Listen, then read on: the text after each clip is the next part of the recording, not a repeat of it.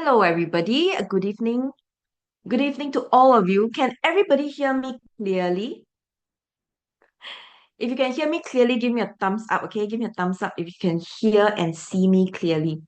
Hello, how is everyone doing this evening?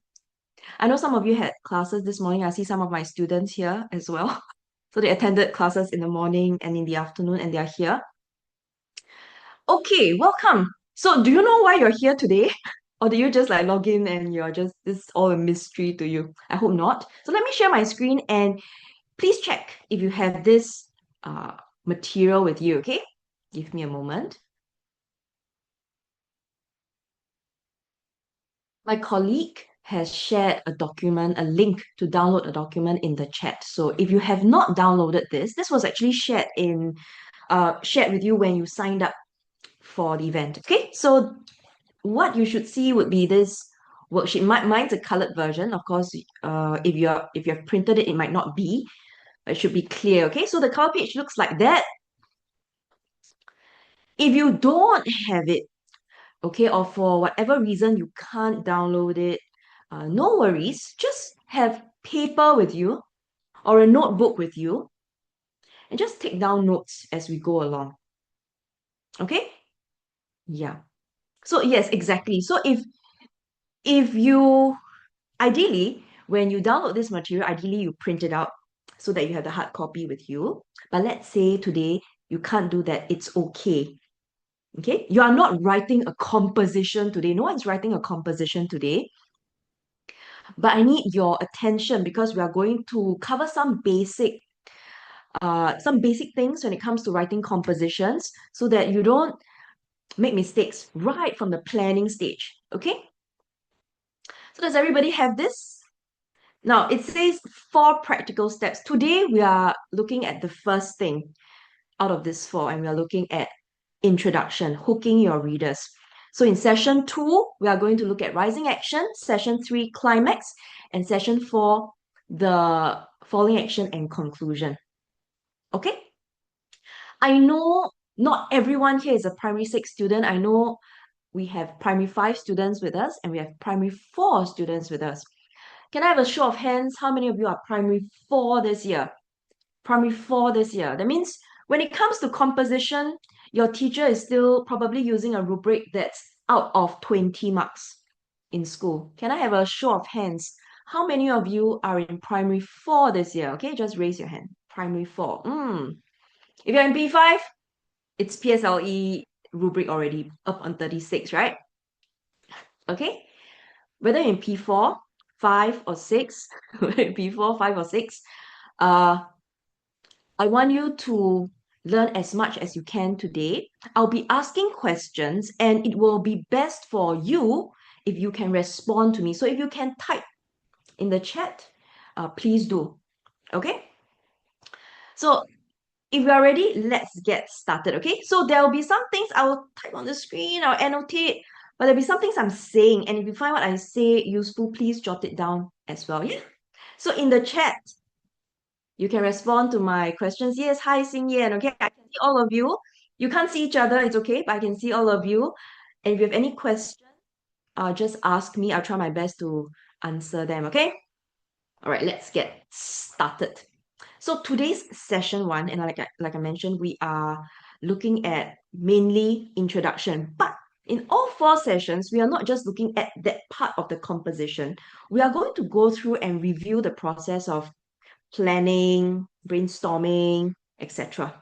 Okay, to get you used to the process. Can I see all of you? I cannot see you. Even if you turn on your webcam, I cannot see you. Okay, so don't worry. Let's take a look at this page. I hope if you've downloaded this earlier, you have looked through it. If you haven't, it's okay. Let's take a look at this first. So everyone, especially the P5 and 6, actually even if you're in P4, you have to do this. You are given the pictures you have to plan. Okay. Especially in P5 and 6, we are going to do our milestone checks. We are going to do our mid-year exams, etc. And in these assessments, you are timed. And situational writing takes about 20 minutes, which means that when it comes to composition, you have about 50 minutes to plan, write, and check your work. Okay, so let's take a look at how you could plan your time or manage your time. When it comes to planning, it takes about 5 to 10 minutes. 5 to 10 minutes, okay? And this is where I'm going to ask, how many of you do plan before you write? That means there's evidence of planning. You have a story mountain or a flow chart or some bullet points. Okay, okay. So if you plan, you can give me an emoji in the chat, okay, or you could give me a thumbs up. Because from my experience, many students don't. They think that it's a waste of time, which is not true. Secondly, they tell me, I'm planning in my head. So in the exams, whatever is in your head, you could suddenly lose it because there is time pressure and then you're trying to write and so on. So the most reliable thing for you to refer to would be something that's on paper, something that you can look at when you feel a little lost or when you suddenly realize that you're not so sure what you're doing. You can always look at that hard copy. So plan. Then the next question is, what is in your plan? For some students, I see 5 bullet points and 5 words, and I'm like, this plan is not very helpful, right? Because what do those words represent?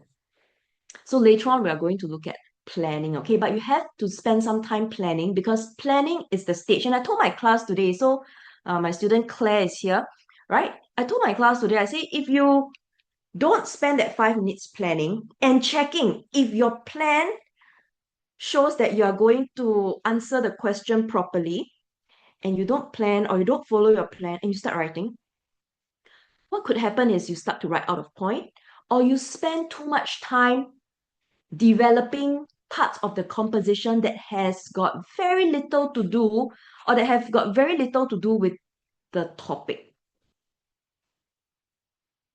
So I'll give you an example because I just went through this in class, and if you are in our writing, in our A-star writing writers class, in week 11, we did a composition on a positive change, right? So for something, when you think of positive change, the composition first has to present the character as someone who has some flaw, imperfections and flaws and some bad habit, right? At the start. And then the bulk of the composition should show the person making a determination or making effort, concrete action to create that change. So that should be the bulk, right? And then after that, the person reaps the fruit of his or her labor, gets praised, and so on and so forth. But what happens is, I noticed for my students who didn't plan properly, they spend most of the composition talking about the bad habit or the problem. And then they spend about 1 to 3 lines talking about the change. For 2 months, Jane worked really hard and revised every night. That's all. That's the positive change, and it's not enough.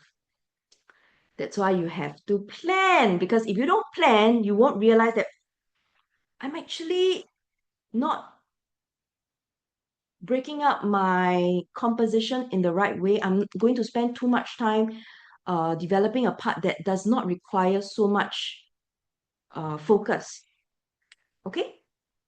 And that 5 minutes is for you to notice that, because once you start writing, half an hour has passed, and then you realize, oh, I've written out of point, but time is ticking, right?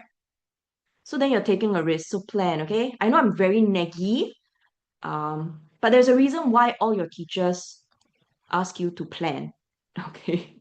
If you're not in mind stretcher, no problem. I'm just sharing an example, okay? During writing, the writing takes about 35 to 40 minutes. So you actually don't have 50 minutes to write because you have to check your work and you have to plan. So it's about 40 minutes to write. And then you ask yourself, right, 40 minutes to write. I have 5 parts of my composition. I cannot rush. I cannot spend 1 minute writing my conclusion. So how should I distribute the amount of time I spend on each part of the composition? Okay, you just do simple math. Should you spend 20 minutes writing the introduction? No, right? There's too much time. So if you have to split your story into 5 parts and 40 minutes, how much time should you devote to each part? Okay? And lastly, post writing, check your work. But actually, what I advise my students is this. You should be checking your work as you're writing. You should be checking your work as you're writing. There are some students who write very fast. Okay, if you are a very fast writer, you are not checking as you're writing. You end up making a lot of errors. And let's say you really need the last few minutes to finish up. You don't have time to go back to edit all these errors. So my advice is, instead of writing very quickly and writing 7 pages, which is not what we want, plan properly, plan your time, and then write everything within the given time. And everything you've written must be relevant and super important. No side stories, no side quests. Okay? And then check as you're writing. Check as you're writing. All right. Plot gaps should not happen if you planned. Okay? Plot gaps should not happen. So when you plan, you have the flow out. When you're writing, you're just thinking or considering what kind of words to use, what kind of language to use, what kind of sentence structures to use. When you're writing, you shouldn't be stuck for 5 minutes thinking what to write next. It shouldn't be that because you've planned, right? Okay, so that's the basic. Today is the first session, so we are going to go through some basic steps you have to take when it comes to compo writing. So if you are already doing these, great. But there are some things I'm going to share with you which you may not be practicing yet. Okay? So take down notes. As long as it's useful to you, jot it down somewhere. Sarah asks, what's the recommended number of pages? There is no recommended number of pages. You should write enough within 40 minutes to address the topic fully, using sufficient techniques and not make errors. So given your ability, how much do you write? Okay, so I'm not going to prescribe and say you need to write how many pages. There's no fixed number of pages. We don't want our students to write too long, because when your composition gets too long, there is an issue. You might start to write out of point, or you might start to blabber, or you might start to make more mistakes. So at primary 6, given 50 minutes, examiners don't expect you to write super long, but they want a really interesting and relevant composition. Okay? Yes. Okay, hi Xinyan. Thank you for the self-intro. Let's take a look at this topic. This has come out before, but this is a very common topic. Schools can set it in many other ways. Okay, so now in chat, I want to tell me every time you see this topic, or if you see this topic, a special gift, because I know some schools set this as their end of year, last year, and so on. What other similar topics can you think of when it comes to a special gift? Composition like topics. Birthday. Okay, birthday is really specific, but I would say maybe a celebration. Okay, a celebration it's less specific because we can have lots of different kinds of celebrations, right? So a celebration, special person. Special person. Do you mean like a best friend? Okay, or a family member? So usually they won't say a family member. Um, a surprise. Oh, that's possible. A surprise, yes. What else? Nasty incident. No, I don't think nasty incident goes with special gift. Special, it's really positive. Okay, a surprise, a celebration. Christmas, is very specific. So I think Christmas will fall under celebration. Okay. What about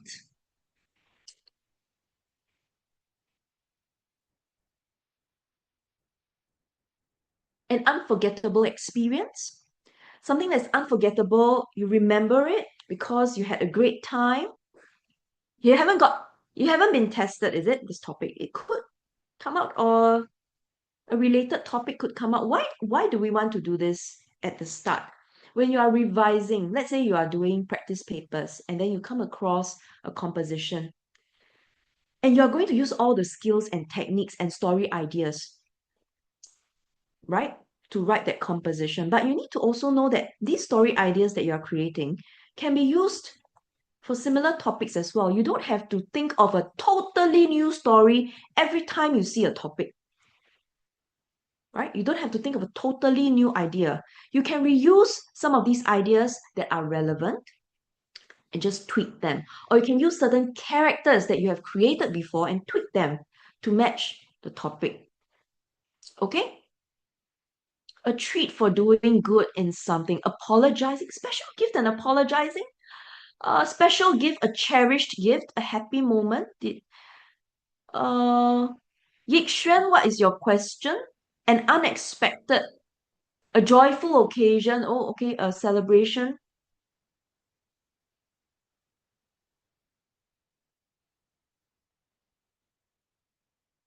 Okay, a joyful occasion, surprise event. Okay, very similar.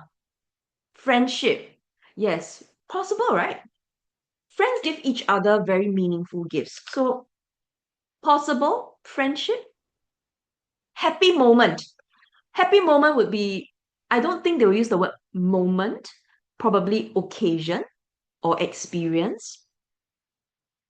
A special gift has a positive connotation. Very good. Somebody asked, must it be happy? Can it be like maybe not? My advice to students is this: there is no need for you to be overly creative in unpacking questions. So don't say a special gift. A special gift, it could be so special that it makes someone sick. No need to do that. Don't need to unpack a word like that, right? In the PSLE, they have chosen a topic for students like all of you, age 11, 12, something that's accessible to you, easy to understand. So if they say a special gift, instead of focusing on whether I can tweak this special into something that is different from others, instead of spending time doing that, why not come up with a good plan? Okay? So a special gift is positive. Okay? A special gift is unique. So you can write this down as well. I'm going to write this down here anyway. A special gift is a present. So if you say unique, what's unique? How do we know something is special? We know something is special when it is important or significant, right? When it holds a certain significance or importance,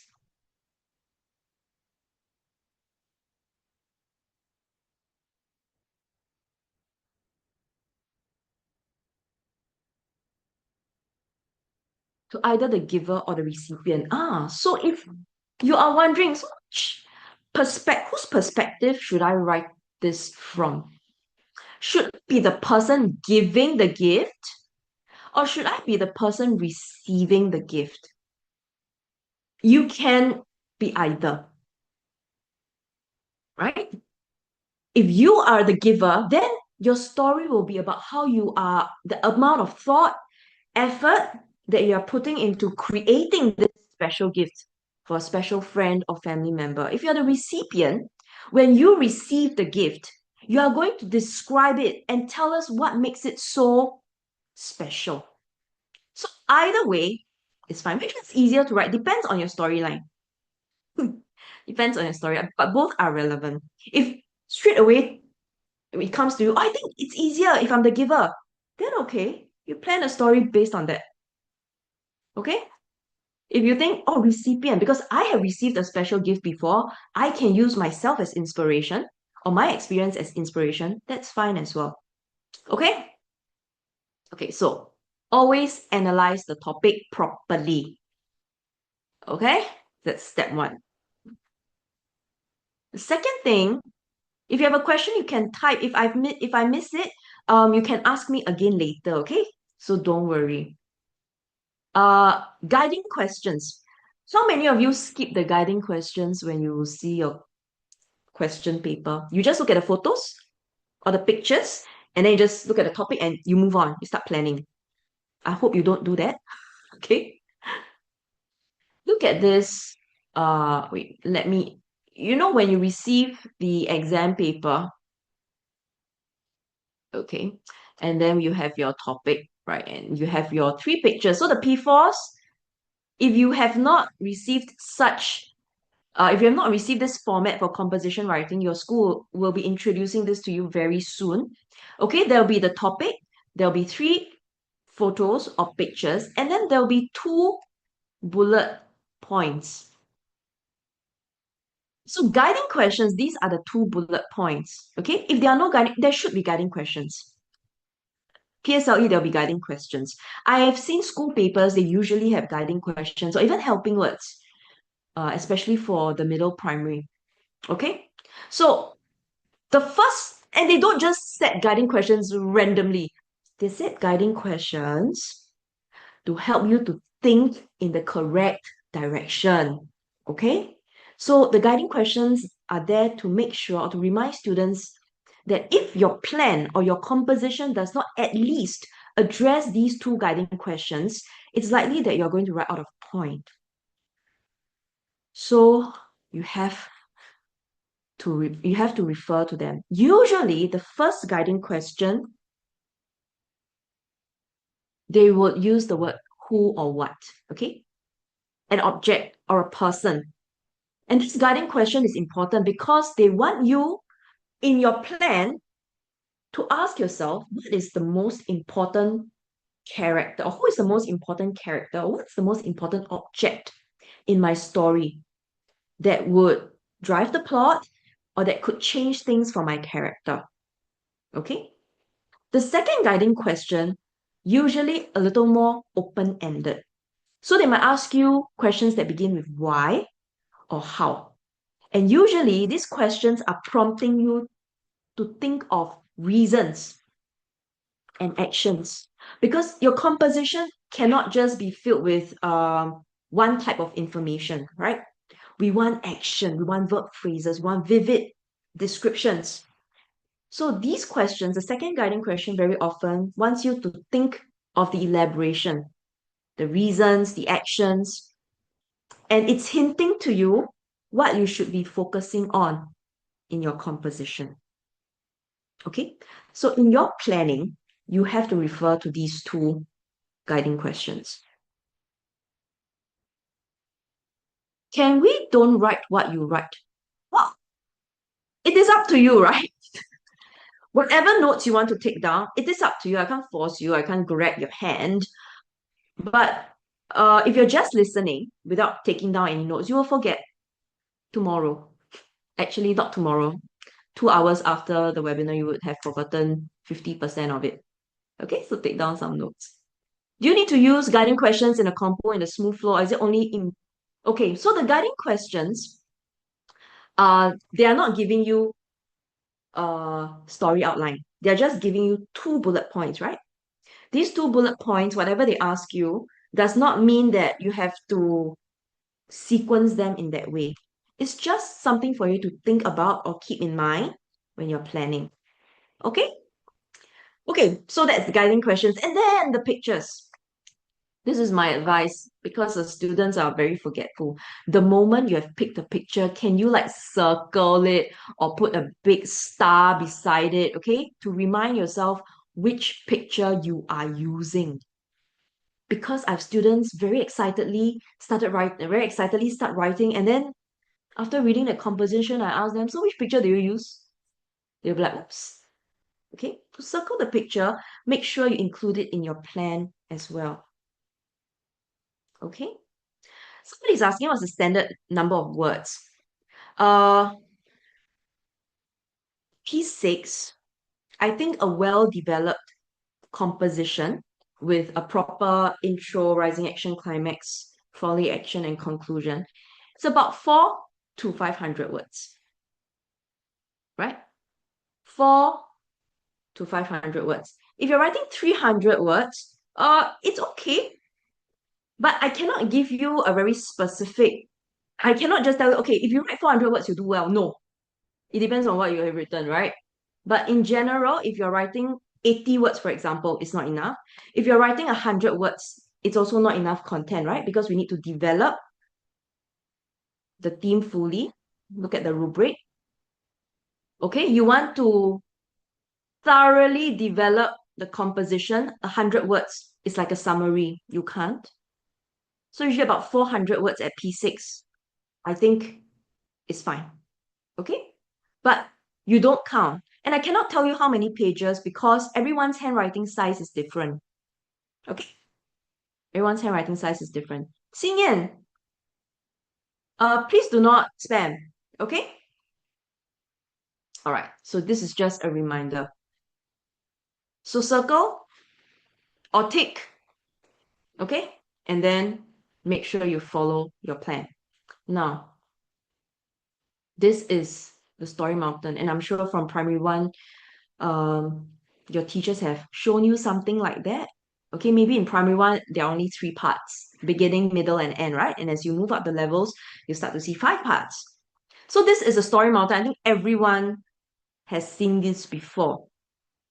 So very often, I mean, if we are going based on time sequence, then you'll see, oh, story mountain, right? So beginning is 1, rising action is 2, climax is 3, falling action is 4, and ending is 5, correct? Okay, so today I want to tell you something different and you see if it works better for you. Okay?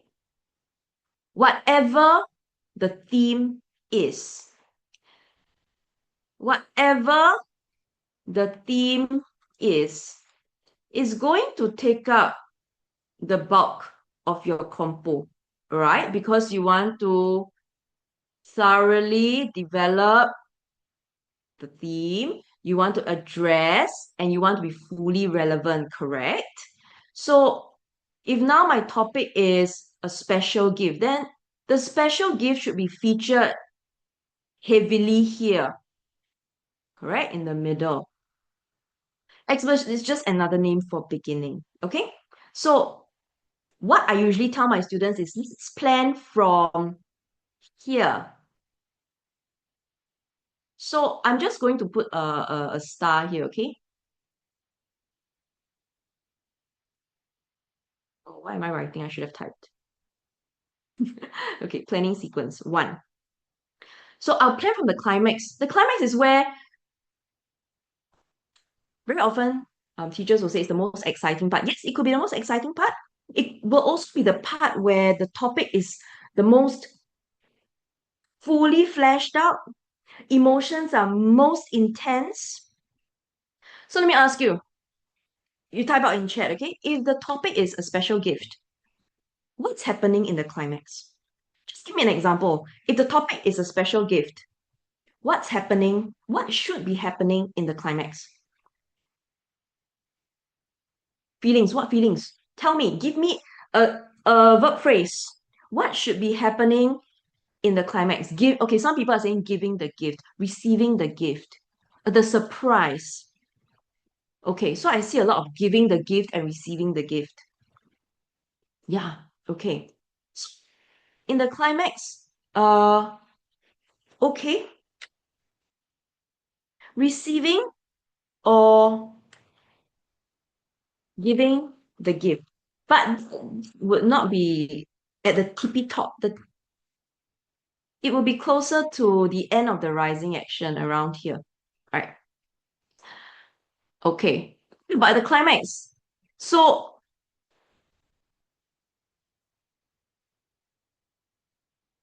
unboxing. Unboxing the gift. Okay. Of course, okay, I'm not going to use the slang. Um Opening up the gift box. Okay. Would be here in the climax. Or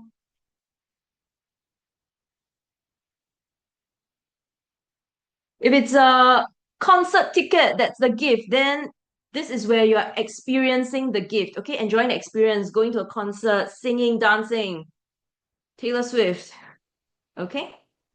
And then falling action, Is when you say thank you, when you are grateful. Oops. Gratitude, okay? Appreciation, the thank yous. So all these you realize is all related to the special gift. Rising action.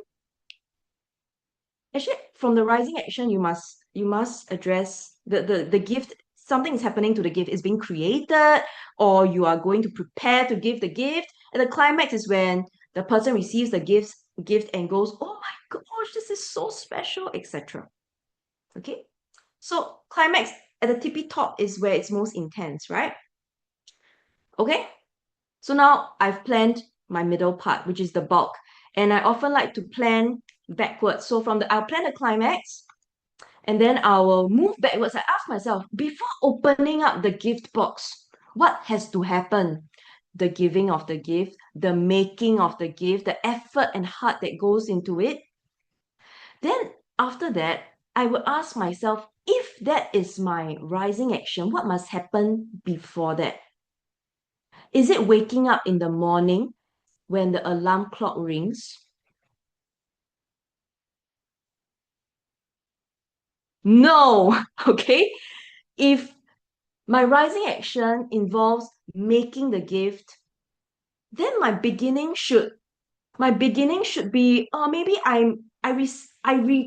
remember that there's a special occasion coming up. I have to get a gift. Or someone reminded me, or I saw someone's diary, okay, or whatever it is, something that makes you go, I need to prepare a gift. Or my birthday is coming up, I cannot wait. So that would be the beginning. And why I work this way, it's because it keeps me on track.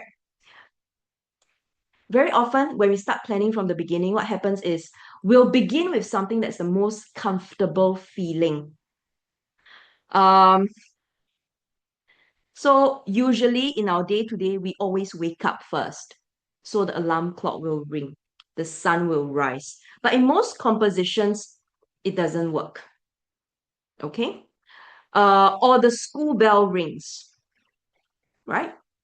If now there's an incident in school, must the opening be the school bell rings? No, no, right? Not necessarily, right? Okay.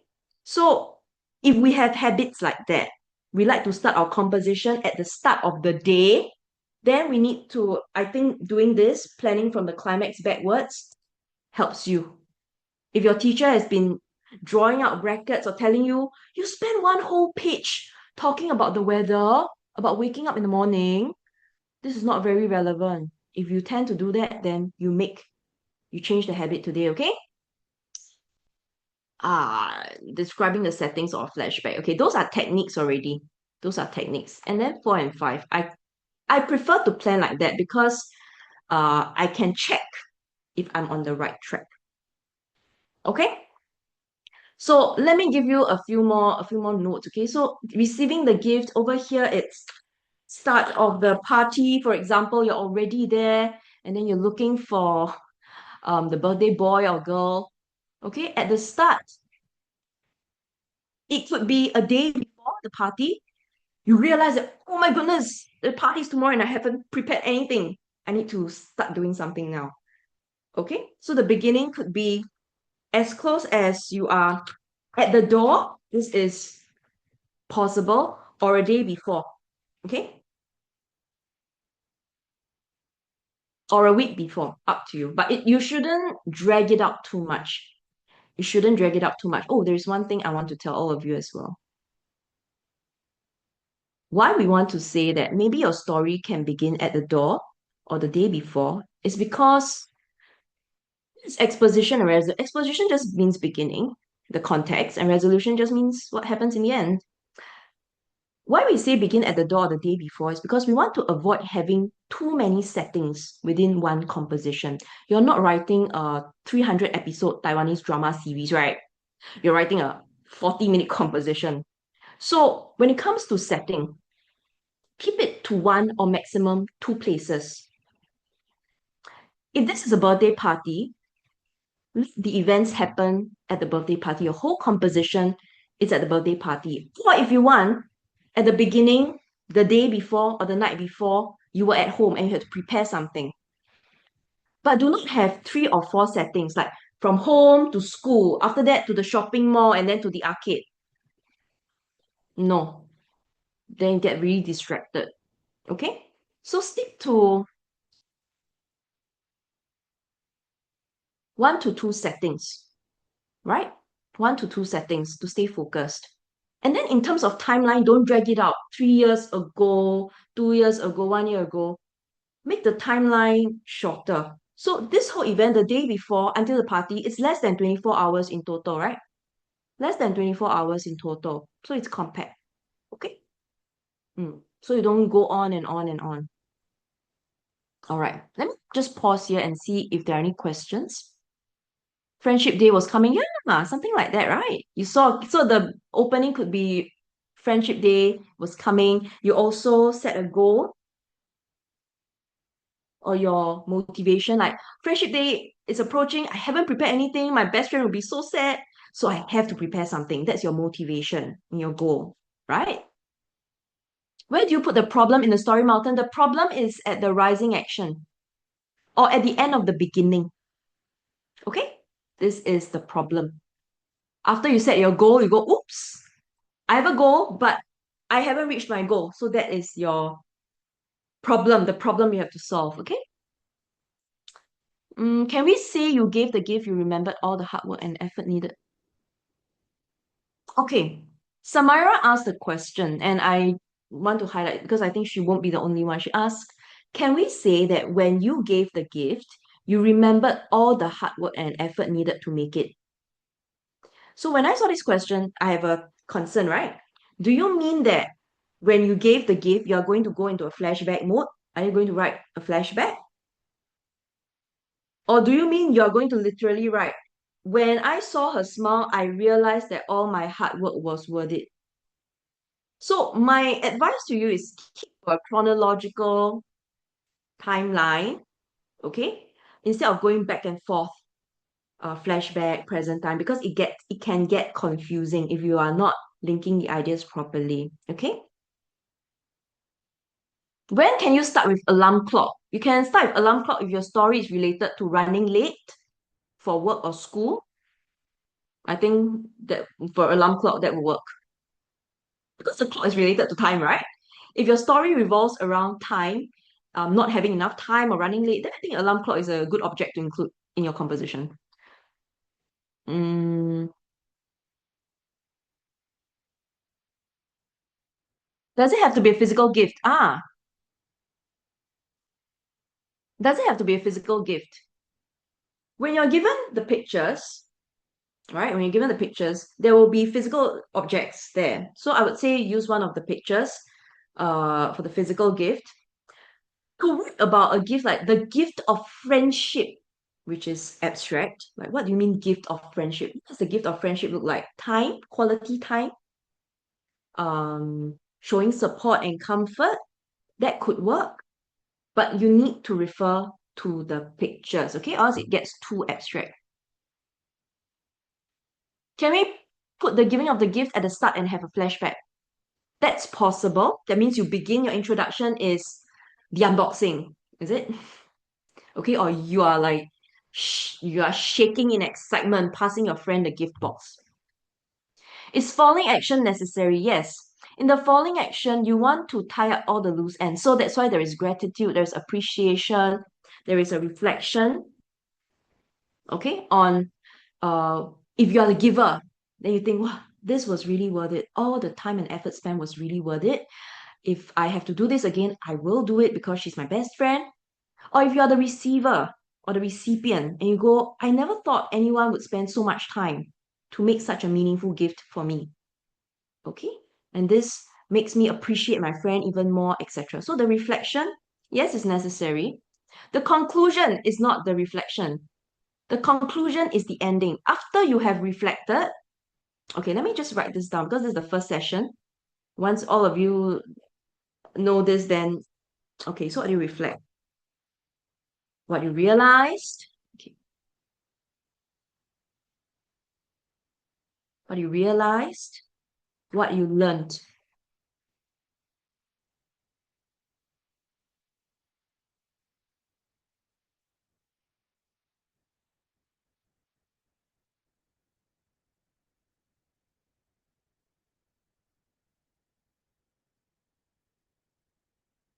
Okay?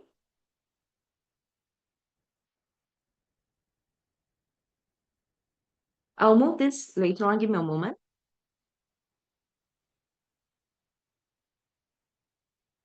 So there are many things you can reflect upon, okay? So don't just say I realized that I was not hardworking enough, and in the future I will be more hardworking. Full stop. Okay, and that's not sufficient. You realize about yourself. I realize that I can be very brave when I want to. I realize that if I put in the hard work, I will I will achieve what I want to. What you realized. What about others? What does others mean? I realize that people can be very selfish. Or I realize that people can be extremely kind. That's what you realize about others. Or universal truths like honesty is the best policy. In your composition, is it true? Do you realize that it's not always true? Because some people get hurt by the truth, okay, or your honesty. So there are many things you can reflect upon. Then you conclude. So number 4 and 5 are often overlapping. A conclusion will be a concluding line. And in the conclusion, I want to um, strategically, you can reiterate the topic. So if the topic is about special gift, you want to use the word special gift or a unique present somewhere in the conclusion. Okay? And then you can also think about in the future, what's going to happen. Okay? Can the ending be without a lesson? Well, a lesson is only learned if you did something wrong. So if you didn't do anything wrong, there is no lesson learned. Though you can still reflect. You can always reflect, regardless of whether you did something wrong or not. Let's say you did a class project and you did really well. Does it mean that you don't learn anything? You will still learn something, right? You learn something about yourself. You're proud of yourself. You're proud of your group mates. So you can always reflect, regardless. And that's the same for oral exam, right? Whatever your response, your experience, you can always reflect. Whether it's good or bad, you can always have some opinion or thoughts about it. Can the ending be a cliffhanger? I don't encourage it because a cliffhanger makes a story look like it's incomplete. Unless you're writing a multiple part series, for example, there are many parts to your story, five five chapters, for example. But in the exam, no. Okay. Can I say a simple concluding sentence if I'm out of time? If you're running out of time, you have no choice. Yes, you use a concluding sentence. Ideally, it shouldn't happen. Ideally, it shouldn't happen. Because when you're running out of time, it means that you spend too much time on other sections. Okay? Yes, Tashaya? Because there are many comments, okay? There are many of you here tonight. So I'm trying my best to see what the comments are. Okay? I trudged home from school and slumped onto the sofa after chucking my bag aside. Can I start a flashback like that? Well, it depends on the topic, right? We are going to move to that. Okay, we're going to move to that. So this is what I would recommend if you tend to get a bit distracted or you write a lot of irrelevant things in the beginning. Okay? Did the marking rubric change this year? Last year. Last year, uh, your seniors would have done a paper, content 18 marks, language 18 marks, and this batch, you're going to get a rubric like that as well. Okay? Must a composition have a problem? Usually, yes. Is it a must? I wouldn't say it's a must, especially if the topic is very descriptive. Okay? Um, Usually, for characters to transform, which is very typical of PSLE topics, right? For character to transform or change, there must be something that they want to work towards. So there'll always be a goal. Even if there's no big problem, there's always a goal, and the goal requires effort to achieve. Okay? So a topic like a celebration, do I need a problem? Not really. A celebration is something really positive. So I'm going to focus on the preparation, the atmosphere, the celebratory atmosphere, the food, the smells, the five senses technique will come in. So is that going to be a problem? Must someone smash into the cake? Must someone be late? Not necessarily. Okay? So for me, I always look at the topic first. There is no like must have a problem, not necessarily. It depends on the topic. Okay? If it's a set, if it's very positive, it's a positive topic, then the climax is where people are the most excited, where they are cheering, singing the birthday song, okay? Something like that. The most intense to show that it's such a joyous occasion. Okay? Keep your questions coming in. All of you are very good questions. Will the paper be easier this year? I don't know. I wouldn't know. Okay. What is a sad story? Then at the climax, the sadness is the most intense, where the person is bawling, okay, inconsolable. Okay. Shirin, I missed yeah, I missed your question. Is there a funeral short story set? If someone passes on, it is definitely it could be a sad story, depends. Can the lost item not be found? Interesting. Now you're looking at this, right? Something that was lost. Can the lost item not be found? Yes. Yes. The topic is something that was lost. The topic is not something that was found. So as long as we go back to the story mountain, right, my dear students, we go back to the story mountain. There is the climax, right? And then there is the rising action, correct? And the beginning or the intro, okay? And the conclusion, correct? So now you tell me, given the topic something was lost, should the bulk of the composition be about? Should the bulk of the composition be about? If something was lost, we are given three pictures. We are told that it is something, right? And we are given two guiding questions. How did it get lost? So if you see this in the exam, they are telling you in your introduction and rising action, you need to address this. In the climax is where your character is most anxious or the most desperate. And there are few objects, mobile phone, picture one. Boy walking up to the information counter meant by a female receptionist. So is the thing that was lost a boy? Not the boy. If he goes to the information counter, he's trying to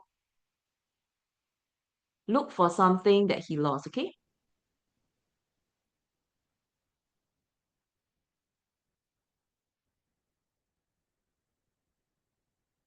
So do not say the boy was lost. The boy was not lost, okay? The No, the boy cannot be lost. Is the boy something?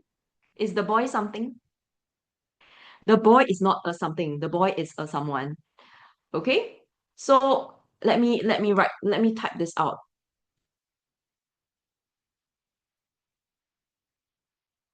The boy was not lost, but the boy might have lost something and is going to the information counter to seek help. Okay? Or to return something possible that he lost, or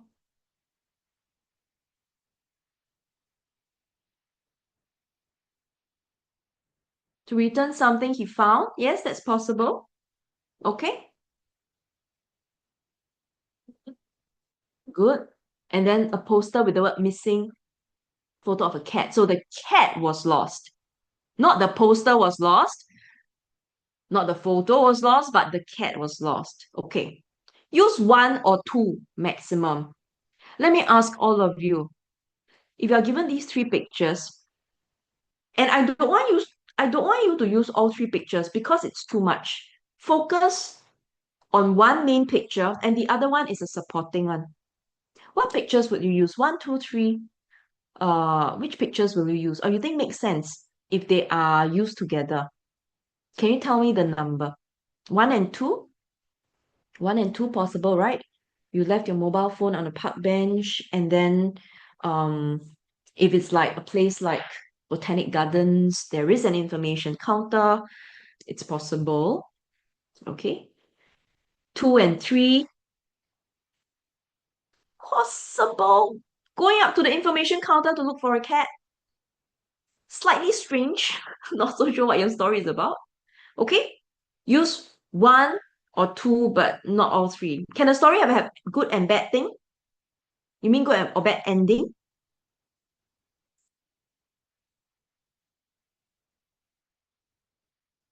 Could be positive or negative. The thing, it could be found eventually or maybe never found again. That's also possible. So your character has a lot of regret, etc. Okay? So it doesn't have to be found, but it must be lost. It must be lost. Please don't spam in the chat, okay? So that I can see everyone's message. So just now I asked if this is the topic, then where is the something lost? What am I going to write in the climax? Why am I going to write the climax if something was lost? Let's use the cat picture. Okay, let's use the cat picture. So in the climax, something was lost. I'm going to plan from my climax. So what's going to happen in the climax if a cat was lost? Realize that the cat was lost. Is it a bit late to put it in the climax? Realize means, oh, my cat is lost. Is this the best time to realizing that your cat is lost should come earlier, okay? If it only comes in the climax, your story mountain will be lopsided, okay? So climax is where frantically looking for the cat, frantic, frantic, okay? And this is where we have our intense fear, anxiety, okay? Approaching strangers to ask, have you seen this cat pointing at a picture on your phone? Okay?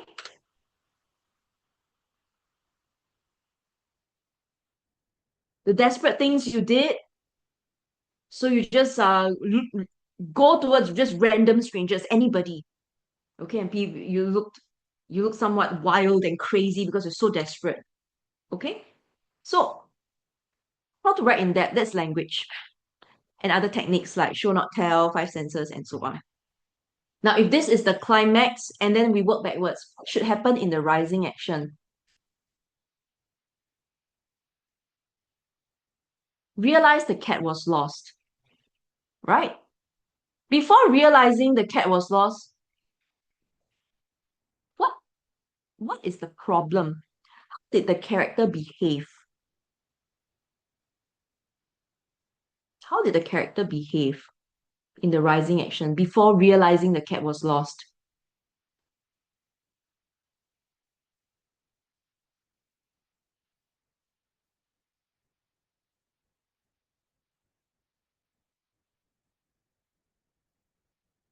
Focusing on something else, looking at his phone, playing his game on his device. Okay? And then in the intro, if now I work backwards again, what would be in the intro?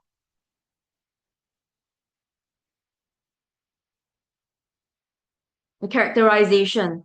What kind of person or behavior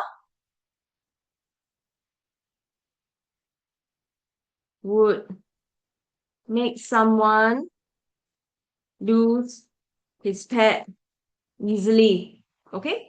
So you can come up with characterization. You can even talk about the relationship the character has with his pet. He loves his pet, okay? Or he has had his pet for many years and he's starting to be complacent, for example. Okay? So now I can be sure the bulk of my composition before the following action is all about a character who has a bad habit, careless, realized the cat was lost, frantically looking. Following action or the resolution for this composition.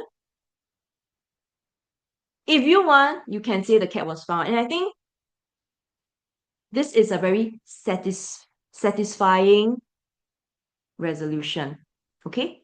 You do not have to intentionally come up with a very creative, out of the box resolution. No need. Or a twist. No need. Come up with something that's satisfying to the reader. Oh, luckily he was found. All your readers can heave a sigh of relief, right? Satisfying for the reader. Okay? Or something untoward happened to the cat. That's also possible. Because it is true, right? There are some pets, um, they run out onto the road and then they get hit by vehicles. These things happen. That's why we have to keep our pets locked up, fenced up. Okay? We need the fences on our gates and so on, yeah? Okay. But the ending is a bit sad and heavy. So some of us don't like that. Okay. Conclusion. Over here, somewhere between the following action and conclusion, you could have your reflection or your lesson learned. Before you move into concluding, what does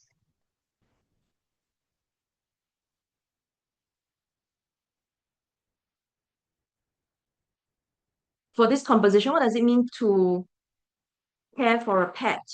What does it mean to care for a pet? Making sure that you pay attention to it, making sure that your doors are locked, etc. Okay? Under reflection or lesson learned, let me add one more thing. So some students, you're thinking, I don't know how to write a reflection. Well, think of your school values. School values, you learn things like honesty, courage, right? Use those in your reflection and conclusion. Values, what values do you learn? Do you learn to be more responsible? Do you learn to be more mindful? Do you learn the value of teamwork? All these things can come in your reflection and conclusion, okay?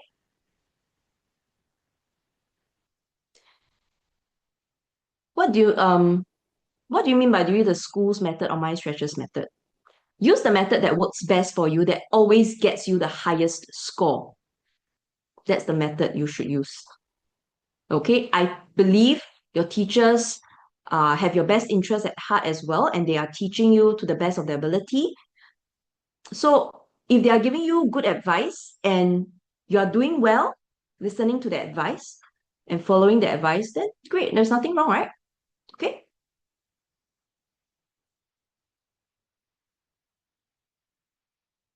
Okay. I will pause for about a few minutes later. So if you need to go for a quick toilet break, you can, while I look at some Q&A questions. Okay. Let me finish. Um, okay. Let me finish up these two pointers before I give you a few minutes to go for your water break.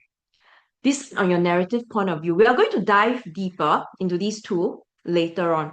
But narrative point of view, you have to decide your narrative point of view during planning stage. Okay, are you writing from the I perspective, first person? So I am a character in the story, or are you using the third person? That means you are a storyteller. Basically, you are a storyteller. You have created characters, and you're going to tell their story. Okay.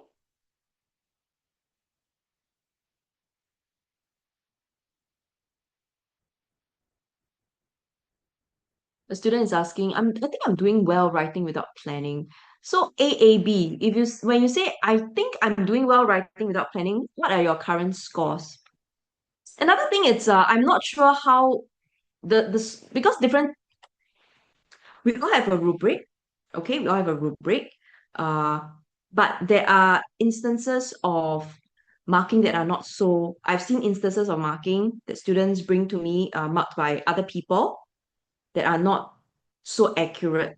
It could be overly lenient or overly strict. So share with me a little bit.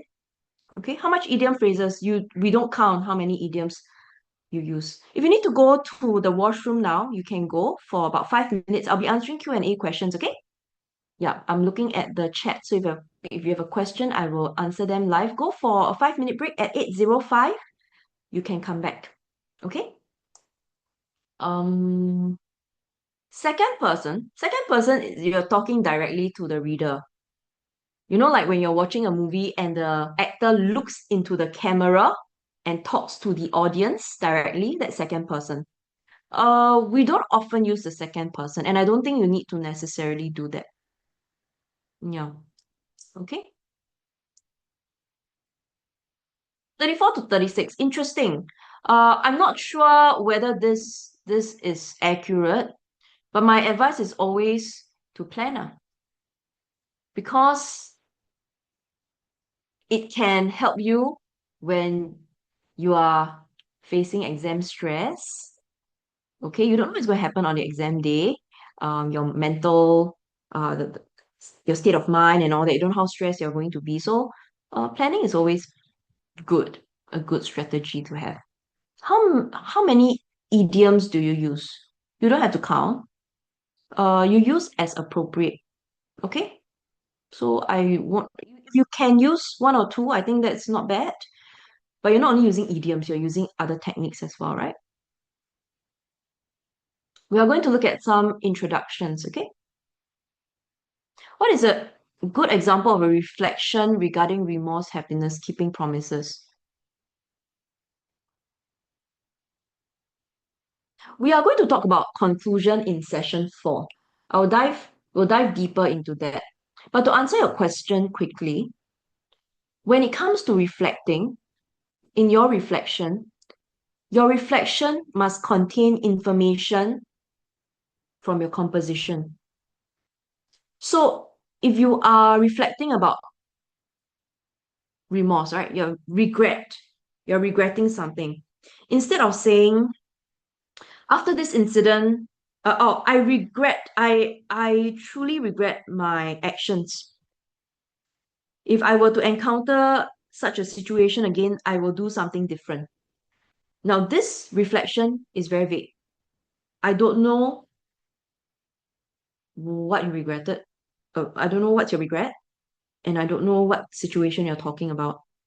So always go back to your compo and use details from there in your reflection and conclusion. So a general tip that I share with students is if someone reads your reflection and conclusion and they can guess what your composition is about, then you have a pretty good reflection and conclusion. If someone reads your conclusion and reflection and they go, so what's your composition about? That means your reflection conclusion is not very effective. Okay? If you write from first person, can you write other people's feelings? We are going to go to that. Okay, we are going to go to that. Is 29 out of 36 good? What is good depends on your goal. Is it last week when we did the excellence, PSLE excellence series, right? I shared with everybody the target setting table. So what's your target, right? What's your target? If you have a target, then you work backwards. How much should you be aiming for the various papers? So I can't tell you what mark is a good mark. A good mark is a mark that you want to get and you're working towards. Okay? And for everybody, and for different people, it will look different. Is it necessary to do the story mountain? It's necessary to do some planning like that. You see, I didn't write in complete sentences, right? It's all point form. And it will really just take 5 minutes. So in the exam, you just follow your story mountain. And you need to tell yourself, okay, I need to spend about not more than 8 minutes on my intro. I'm checking the time. If I spend 15 minutes on the intro, something is wrong. Okay? Yeah. Fourth person is no, no. Okay, dishonest at 34. Tashaya, I just saw. I got three questions. What are your three questions? Where are your questions? Because there are many students here, many. Okay, there are hundreds of students here. So I might miss your question, okay? Mm, in the Q&A, I see. In the Q&A, wow. Tashaya, okay. We are going to have four sessions. Did y'all sign up for session three, two, three, and four? Okay, if you haven't, you can spend maybe the next 1 minute to do that, okay? Mm, Tashia, I cannot see your question. Let me see.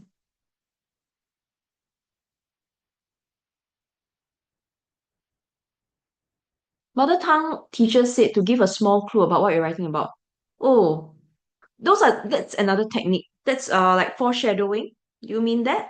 Foreshadowing. Foreshadowing is a technique, but you don't have to do that for every composition. Though my advice is in the introduction, you want to address the theme already.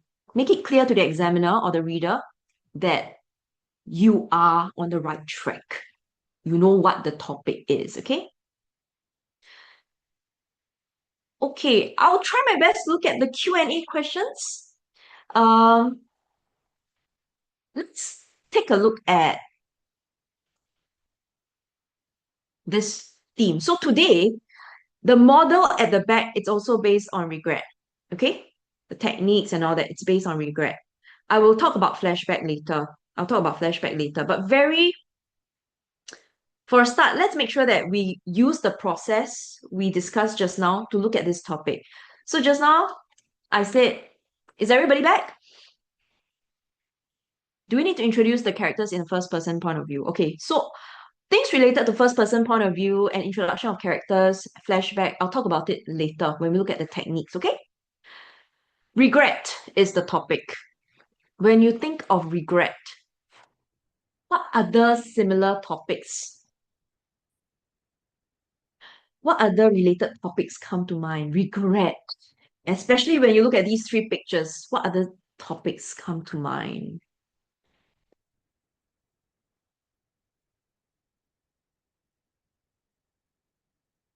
Being responsible, being responsible, being careful, okay?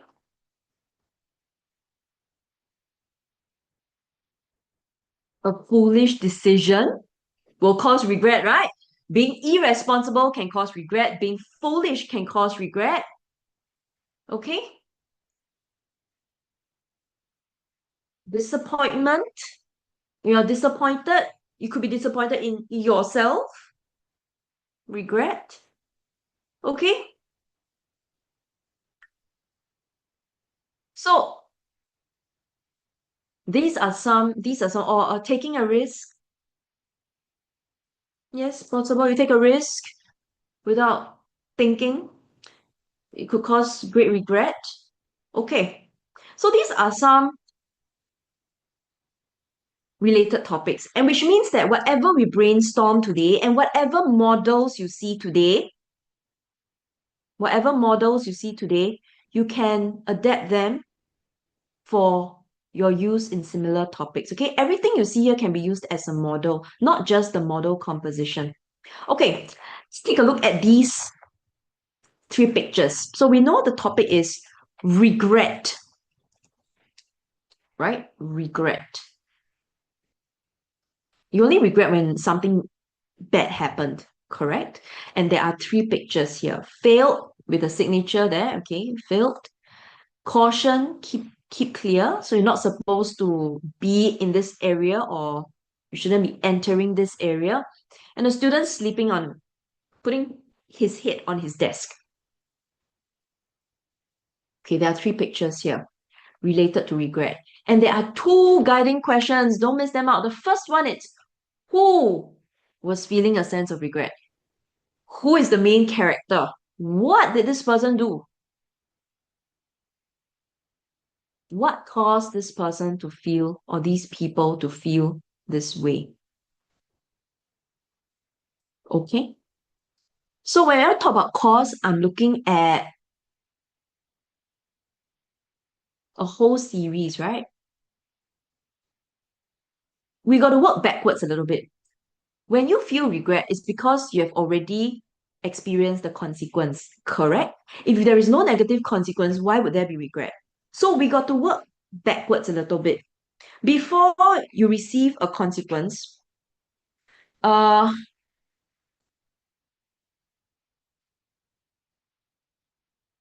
okay, there's a negative consequence. So you regret it. But before that, that's why I drew the arrow this way. Before that, there will be actions, decisions, goals taken that your character had, or actions your character had taken, which led to then these negative consequences. So when I look at this question, I'm not just thinking about what are these negative consequences. I am working my story mountain, I'm going backwards. I'm asking myself, if the consequences are bad, what must happen before that? And what must happen before that? So I'm actually plotting my story mountain already. Okay? So there must be an opening, rising action before there is some sort of negative consequence. What's regret? Okay, I will type this out for you. Regret is a feeling of sadness. It's a negative feeling, okay, over a mistake you have made. And usually you don't just say, oh, I regret, full stop. You regret and say, if I could turn back time, I wish I had never done this. I wish if I were given another chance. So a person who regrets is going to say such things. Okay, it's going to say such things. Correct?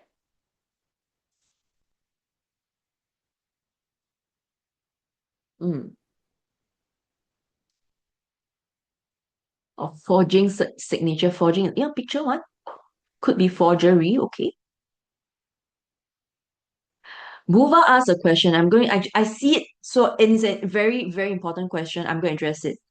Can we do in first person, but we are not the one regretting, like our siblings get regret? Okay, so what I think you're trying to say is you're writing a story where you see your siblings regretting their actions. Right, Buva? You're asking me if that would work. My advice is this. If the composition features an emotion like regret or joy or fear, if the composition features an emotion, it will be best if you are the one experiencing it. You are the one experiencing the emotion. Okay, Buva? Not I saw someone experiencing the emotion, because what you see is just physical. You have no access to the person's thoughts. You have no access to the person's heart pounding or anything. You have no access to all that. So I don't advise you just observing people feeling some way. Okay? You feel it. Do you understand, Buva? So for everybody, when it features an emotion, you experience it. Don't just be a spectator, okay? Don't just be a spectator. Okay? If you're writing from third person, you have access to everyone's thoughts, emotions, and that's fine. Okay? So the two guiding questions, we looked at them already. Who was feeling a sense of regret? Okay? Depending on the picture you pick, what caused them to feel this way? So if I have a story mountain here, let me draw. If I have a story mountain here, who was feeling a sense of regret? Later we'll plot one. But the idea is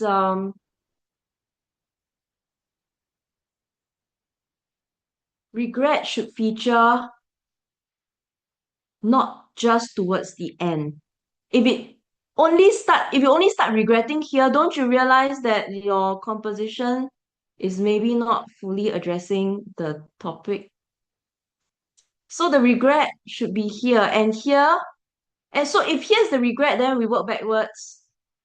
There will be some sort of consequence or behavior, and then we work backwards. The character must be acting in certain way. Okay, so the regret must come earlier, not only in the conclusion. Okay? Regret is the same as feeling guilty. They are not the same. Guilty means you feel bad for doing something. Regret means you wish you had not done that. So it's another level. Okay, another layer. Must we use two pictures? No, you can use just one. At least one. Okay? Let's take a look. Picture one, fail. What could the main character have failed in? An exam. Okay? So if you want to say exam, don't just say an exam or a test. It has to be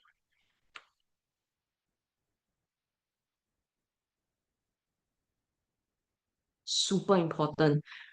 Okay? The stakes must be high, or else your character is not going to have intense emotions. If it's just a class quiz, 10 marks, not much effect, right? But if it's now a preliminary exam and it's super important, like your dress rehearsal before PSLE, then if you fail, then you go, oh my gosh, your world collapses, for example, okay? Hyperbole.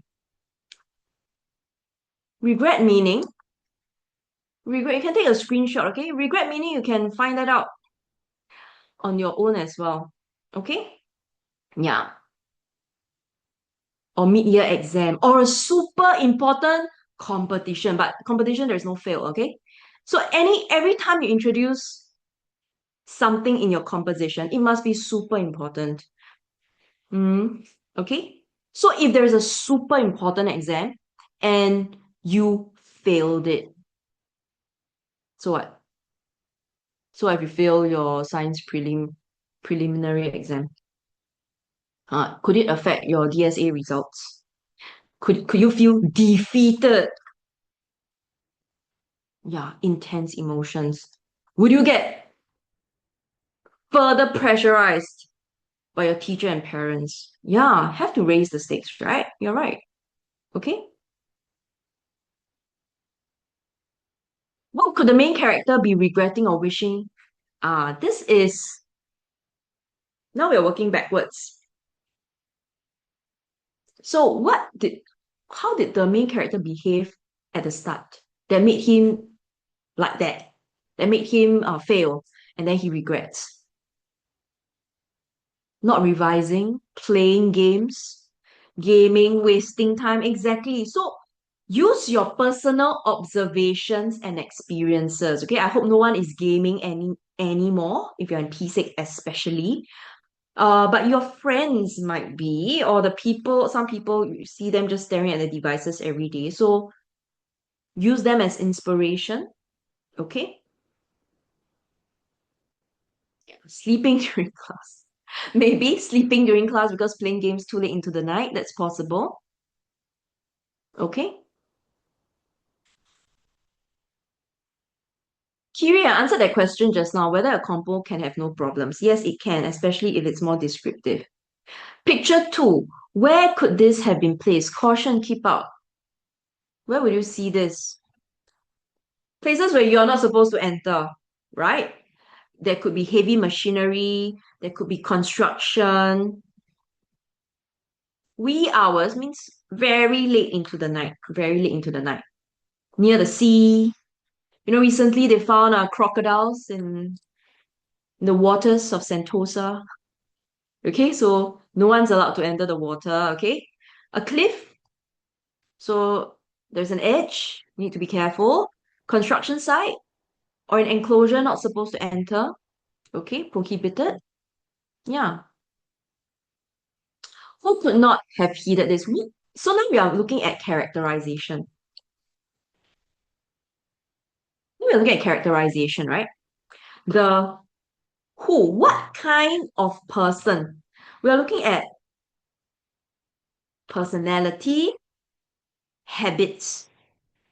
The person would not listen or would not follow this kind of instruction. Keep clear. They say, no, I'm not going to keep clear. What kind of person is going to do that? a rebel, a very mischievous person, someone who is very foolhardy, a daredevil.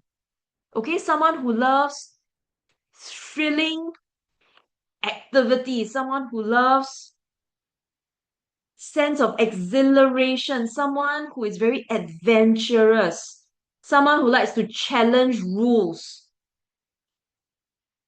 Okay? Oops. Or does not respect rules. So challenging limits.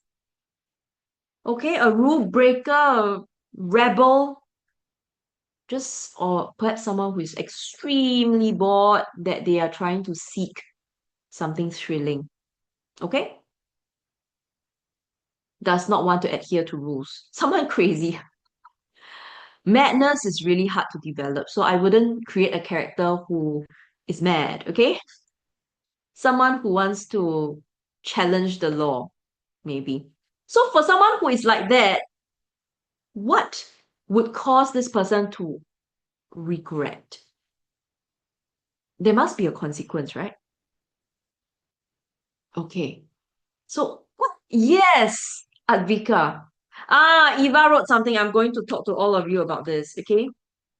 Serious injury. Okay.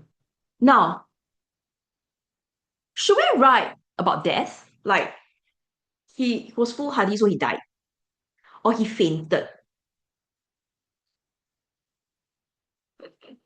Should we write that? Should we say that he fainted? Something hit his head and he fainted. When he woke up, he was in the hospital. That's that's very cliche, right? That I see that in compositions.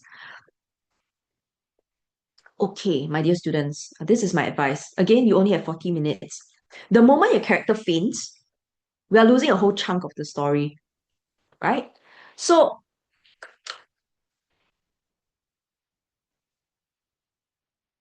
do not write about fainting or dying, okay?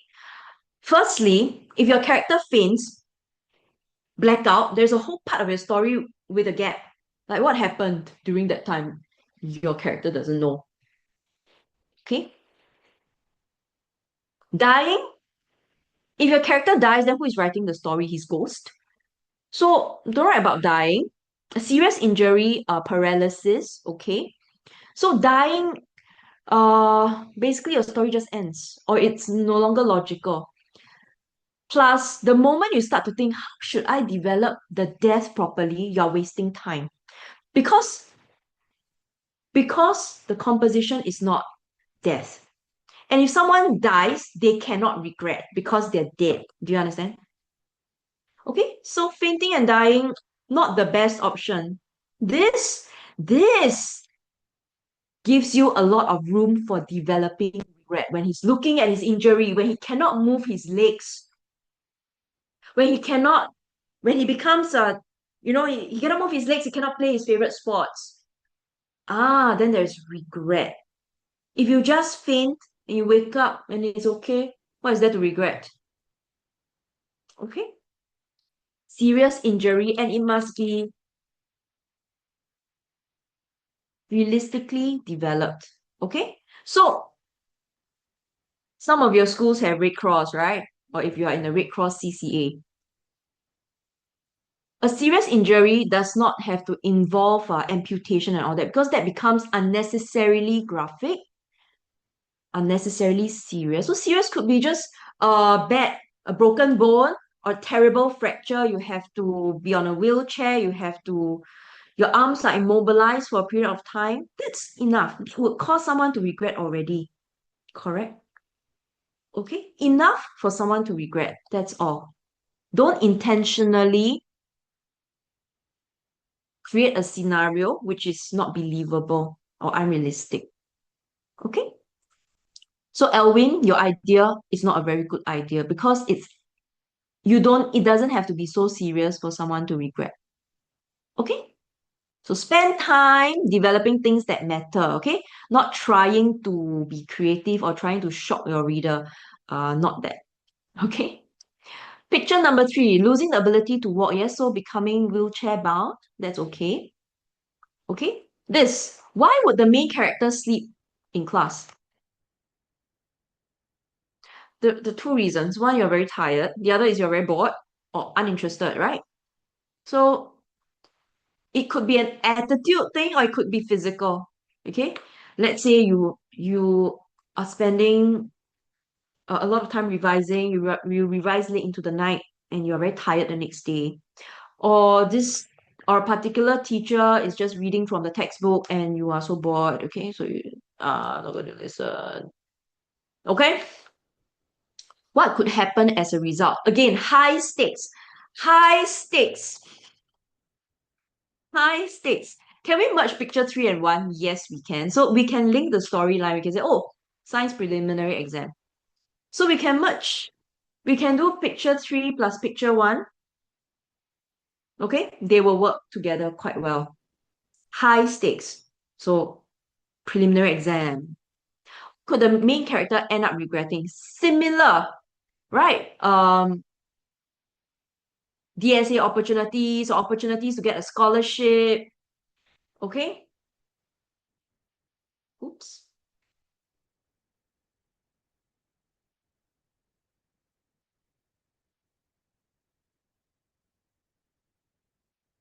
Okay?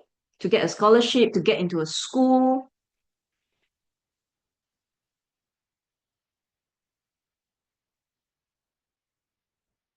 Getting very low marks. Okay? Okay. So now we get an idea, right? These are the three pictures. So in your mind, if today you had to write a composition, you are not. But if you are going to write a composition, which picture would you pick as a student that's easiest, that you don't have to overthink in an exam? That you don't have to overthink in an exam.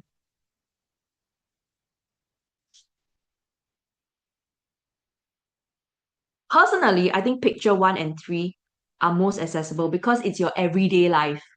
Going to school, you see your classmates maybe falling asleep, etc. Number 2 is a bit challenging because you may not have the content. But if you have written compositions about this, like what we do at My Stretcher, we have had a few compositions about staying away, okay, or do not enter, then you might have some ideas. Okay. Now the story mountain, I've looked at it uh earlier on we saw, okay, so the regret and then we work backwards. So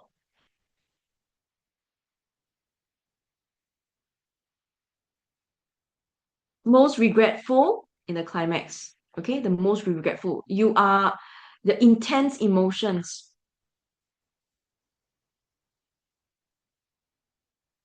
intense emotions. Some students will ask, teacher, can I put regret at falling action? Because usually in a story, the characters regret at the back. The danger of doing that is you might end up just having 3 sentences about regret and then you are concluding your story. So that's the danger, right? Okay. So the regret should be something that you develop properly. Okay, so don't put it right at the end because it'll be too late. Rising action, if it's regretful, then a rising action would be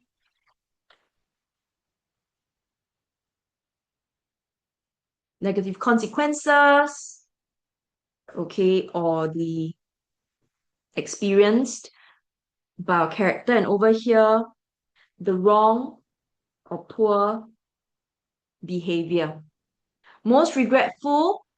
And then for some students, they might want to introduce the turning over a new leaf somewhere here. So after you regret, what do you do? Some students do this, okay, determined to change. They may put it here, but you don't have to. I'm just saying your storyline might match. Determined to change, and they include this somewhere in the reflection. So they might talk about wanting to change, wanting to turn over a new leaf somewhere in the reflection. That could work as well. And then moving on to their conclusion. Okay? Where they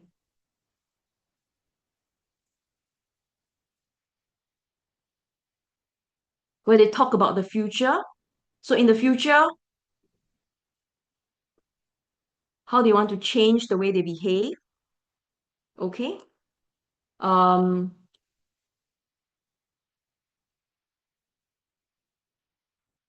instead of regretting,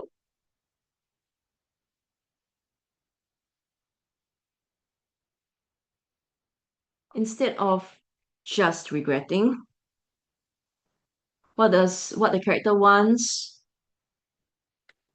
to do to make amends.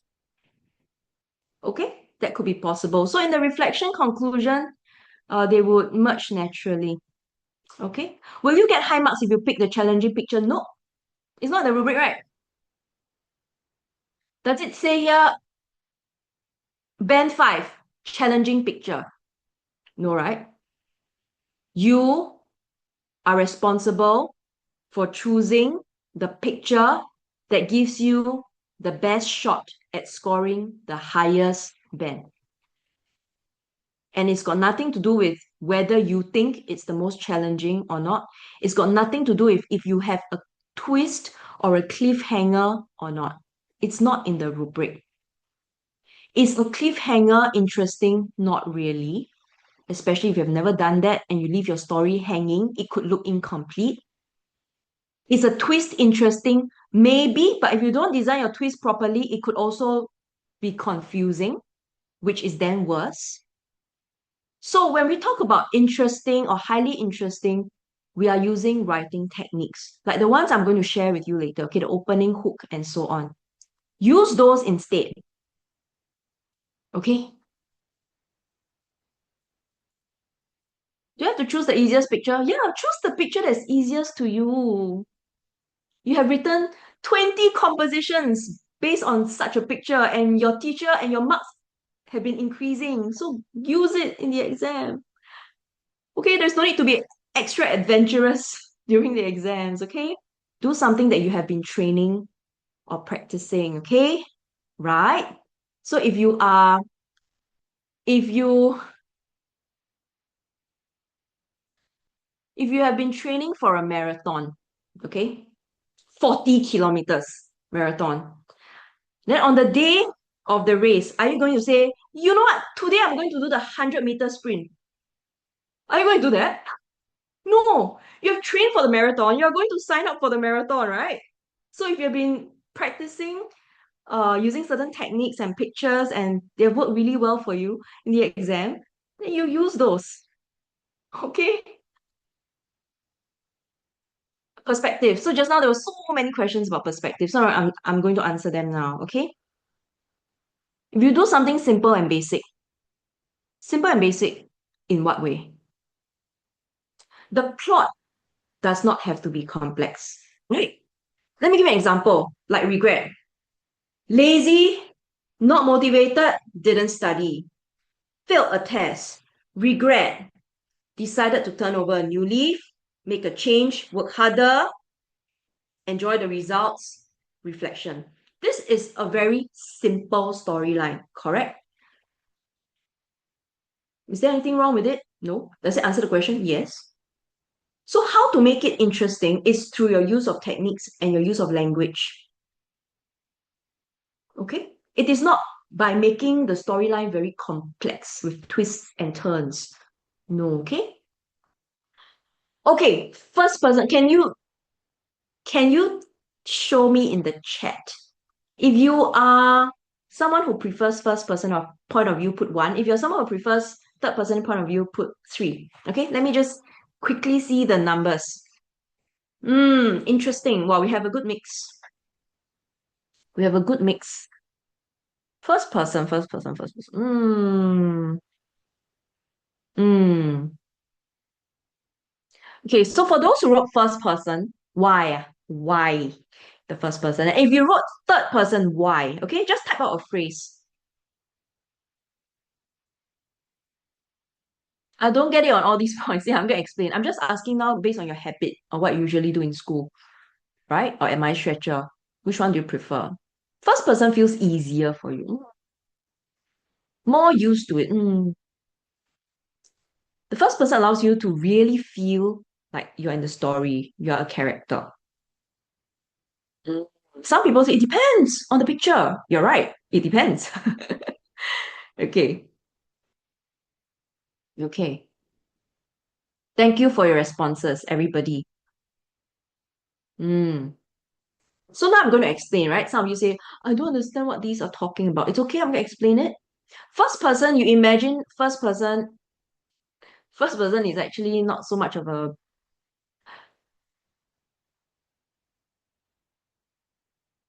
first person is like a cameraman, like a cameraman. Okay. So imagine you're a cameraman. You have your okay, your cameraman. Uh, you can see everything that's happening around you.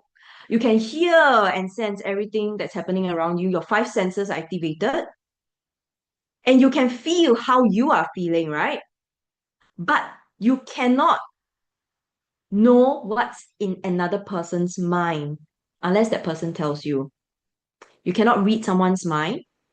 You can see someone's face turning red, but you cannot feel that person's face burning. Do you understand? So I can say if I'm writing from first person's perspective and I see my best friend angry, I'll say her face was red with rage. But I cannot say her face was burning. I wouldn't know. I'm not her. So when you choose your first or third person's perspective, and this is something that I see all the time, that when students write from the first perspective, they forgot that there are some senses they have no access to. There are some pieces of information they have no access to. Will you know your friend's stomach is churning? Will you know that there are butterflies in your friend's stomach? No. But you can see your friend clutching his or her tummy, but you won't know whether it's butterflies, whether it's churning. Am I right? So when you use the vivid phrases, because you learn all these vivid phrases and you're excited to use it, right? You need to pause and ask yourself, as a first person, will I know that my friend has clammy palms? Would I know? Unless I touch my friend's palm. Or else, the only person who knows whether her palm is clammy or not is her, not me. Okay? So you need to be careful when you're using the phrases. Mhm. Can you say, it looked like he had butterflies in his stomach? No. Then in the end, your whole composition is about what things look like to you. Okay? And that is why I always say, right? If your composition is based on a very strong emotion, then just write from the first person. You have access to all the sensations in the body. You have access to all the thoughts. That's the best. Okay? So which person is best to use? Uh, depends on the theme, the picture you're choosing, and your storyline. So you decide your perspective. Some people decide it after they've planned their story. And then decide, from a third person's perspective, because I have two characters and I need to reveal the thoughts of both characters in a certain way, I have to write from third person, maybe. Okay? Limitations. So, like I mentioned, you can only see or hear your five senses, but you cannot enter the mind. So, this is a limitation. My personal favorite is first person because I think it is a lot more engaging for me as a writer and easier for me to reach my audience or my readers. Okay? The third person is not that bad. The third person is like someone, when you play what games? Do all of you even play board games? Okay, let's say you are like a powerful being. You have access to everyone's thoughts and everyone's experiences. Okay, you can read all their minds. That's like the third person. So you're a powerful being, okay? And it allows you to narrate anything from different person's perspective, right? So third person is useful when you have multiple characters and you need to dive into their minds to reveal certain things. Okay? So that will be useful. But the thing with third person and multiple characters is that you jump from one character to another. And if you are not using clear signal or linking words, your readers might get a bit lost. So your use of signal words, phrases, and linking devices have to be very polished so that the readers can follow you when you are describing different characters, okay? Jumping from one to another. The thing with third person also, it creates a distance. So I am not just a storyteller. I'm just telling you a story, okay? I'm looking at the story and I just tell it to you. Okay? So it's not my story, it's someone else's story. So there is not a distance. Okay? Um, and some students like to do this new character, you know. You're writing from first person, and then suddenly John came to my rescue. Then I'm like, oh, who is John? Who is that? This person was not introduced at the start, and the person just pops out of nowhere. So, if you're writing from first person's point of view and you have characters popping up, it's very strange. But if you're writing from third person's point of view, it's easier to introduce a new character because you are just the storyteller. Okay? A new character enters at a certain point with a bit of background information, and then the story, it makes sense for that flow. Okay? How to introduce new characters? Actually, you shouldn't be introducing too many new characters. New characters should be introduced from the opening or somewhere in the climax. If the police comes and save your life, then that's in the resolution, right? Okay. Mind reading. Can you say Sarah's face with embarrassment? Sarah's face flushed with embarrassment is possible for first person, especially when you know that she's embarrassed. Okay, something embarrassing has happened, and the logical emotion is embarrassment, and you see her face red. Possible. Okay. What's the best amount of characters? Not more than, let's say I talk about teamwork, maybe three people. Friendship, two people. Determination, main character plus a coach, about there. So not more than three, because the moment you have Jane, John, Nigel, Tyler, you have so many, right? You're just creating more characters and then you leave them hanging because you have no time to develop them properly. Okay, teamwork about three is enough. Teamwork three, and then plus the teacher who assigned that assignment to you, or the coach. Okay, teamwork could be two people as well. Like you're in a duo, okay, duo, you need to play a badminton or whatever, you are a team, possible. Okay, if you read a lot of books, will you be good at compo? No, you need to read and write a lot of compositions and do a lot of corrections, then you'll be good at compo. So if you just read a lot, you won't become good at compo because reading and writing are different skills. Okay, Greta? So if you read, you write, plus do corrections, then you'll improve. Okay, let's take a look at this. Both extract A and B are good. They are good. There's nothing wrong with them. And they both act as models. Okay? Which one do you like more? Depends on your personal preference. So let's take a look at extract A. Okay, extract A. Extract A, when you read it, you know what perspective you're looking at. Let's read it together, okay? I'd much rather be anywhere else than be in Mrs. Ko's boring class. Justin griped to himself, okay? So he just complained, oh, I'd rather be somewhere else, okay? How he wished he could have PE lessons all day long. But that's wishful thinking, right?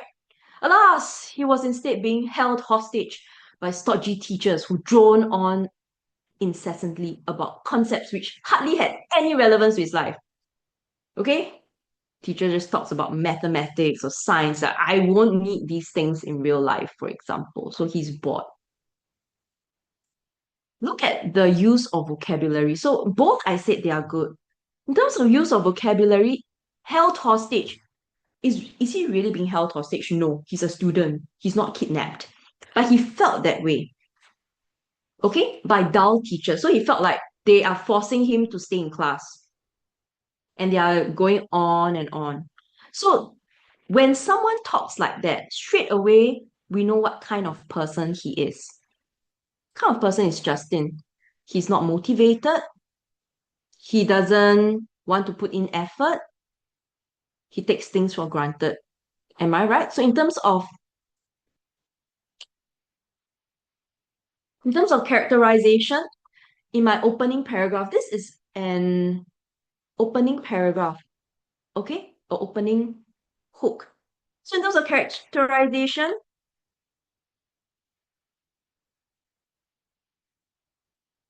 takes things for granted, okay? These two. This kind of person, if they don't wake up, something they are going to suffer in a certain way, which will then make them regret. Okay, playful. Oh, here he prefers playing, prefers having PE lessons all day. So yeah, he's playful. Okay. First, Justin would simply gaze out of the window or daydream. Soon, he audaciously started falling asleep in class. Okay, he doesn't even care anymore to hide his tiredness. His friend Simon would nudge or poke him in the ribs to wake him up, but to no avail, no use, futile. Initially, his teachers would take Justin to task for nodding off. However, after being subjected to countless reminders, Justin, wake up, right? Countless reminders. If you don't wake up, I'm going to call your mother. Threats and admonitions, okay? So just scolding. Justin literally refused to budge or change his ways. So no matter what the teachers did, he he refused to make a single change. It all seemed to roll off him like water off a duck's back. So whatever the teachers say or do, I don't care. I'm going to sleep. So he's very rebellious. Okay, so on top of being unmotivated, takes things for granted, being very playful, he's also very rebellious. Okay, so for a student like that, in a class of 40, a student like that, what did the teachers ended up doing? Rather than waste precious lesson time reprimanding him, they turned a blind eye. Okay, I'm just going to pretend this student doesn't exist. You can sleep. I'm going to carry on with my lesson. The moment the teachers do that, it's as if the student is now forgotten, does not exist, right? What's going to happen? He's going to suffer some consequences. So, narrative viewpoint is extract A being told from. Extract A is third person, right? The third person. Because I see names like Justin, I see names like Mrs. Cole, Justin, and then he's the person who is unmotivated. No problem. There are a lot of good use of vocabulary here. Okay. What about this? I felt as if I were held captive and being subjected to cruel and unusual punishment. This is linked to this part of the extract, right? Being held hostage. Oh, so held captive, yeah, you felt like basically you're being kidnapped and you're being punished for it. So I felt as if going to school and attending lessons was absolute torture. Even real prisoners were spared the constant droning of insipid teachers who strove to make my life insufferable. So from his point of view, the teachers are doing it purposely. They're purposely trying to make my life really difficult. Okay? And then he continues, how on earth would the concept of potential energy have any bearing on my life? Now, this is something that is more typical when we write from the first person's perspective, the thoughts, right? You're not saying it out to your teacher, you're just thinking it or telling yourself, okay? Or just telling yourself. So, how on earth? Why is the teacher doing this to me? Okay? For a while, I kept up the charade. Charade is to act, right? Have you played that game? Charade? Okay? You act out and then someone is supposed to guess. So, for a while, I pretended to pay attention. However, my eyes would invariably glaze over and my eyelids would droop. So, I would doze off. Okay? This is a really good phrase to use if you want to talk about dozing off. Soon, I was slumped over my desk, slumped over, with my eyes closed, snoring merrily away as saliva dribbled from my mouth. This is very, very vivid, right? You're not just saying Justin fell asleep, but you're describing everything that you're feeling. You're feeling some dampness on the side of your lip, right? Some dampness here, okay? So you're describing everything you are experiencing as you, okay? It became my daily ritual where I would blatantly defy my teacher's threats and admonitions. It was a contest of will. So it's me against my teachers, and if They give up on me, then I win, right? Utterly vanquished, my teacher simply threw in the towel and allowed me to sleep blissfully with impunity. So I defeated them. They surrendered. Okay, thank you, Mr. Shah. Mr. Shah is Mr. Sharma had a whole day of lessons. She's here with us now. Okay, so she's also answering some questions. Thank you, Mr. Sham. Uh, threw in the towel and allowed me to sleep blissfully. So my teachers gave up on me. Now, extract B is told from the first person, and which one do you prefer? It's personal. It's a personal choice. Both are well written and vivid. Both will score well. Both will score well. Personally, I like the first one because I like to develop emotions from a first person's perspective. Okay? So, Mr. Sharma was telling them earlier when a topic is an emotion like regret or joy or fear, it's more effective to write from the first person because you have access to bodily sensations, everything. Okay? Thoughts and so on. Okay? A student asked, I'm just going to share this. Student asked, if I write like that, will my teachers be offended? No. Your teachers will be impressed by your great writing skills. Okay? Teachers won't be offended. This is your imagination. You're not scolding the marker. So why would they be offended? Okay? Some students or parents will say, how can I learn vocabulary? Every time you see our models, there's a whole list, right? Uh, read them, learn to spell them, then try to use them in a complete sentence. So let's say I don't know how to use this in a sentence. Well, it is here already.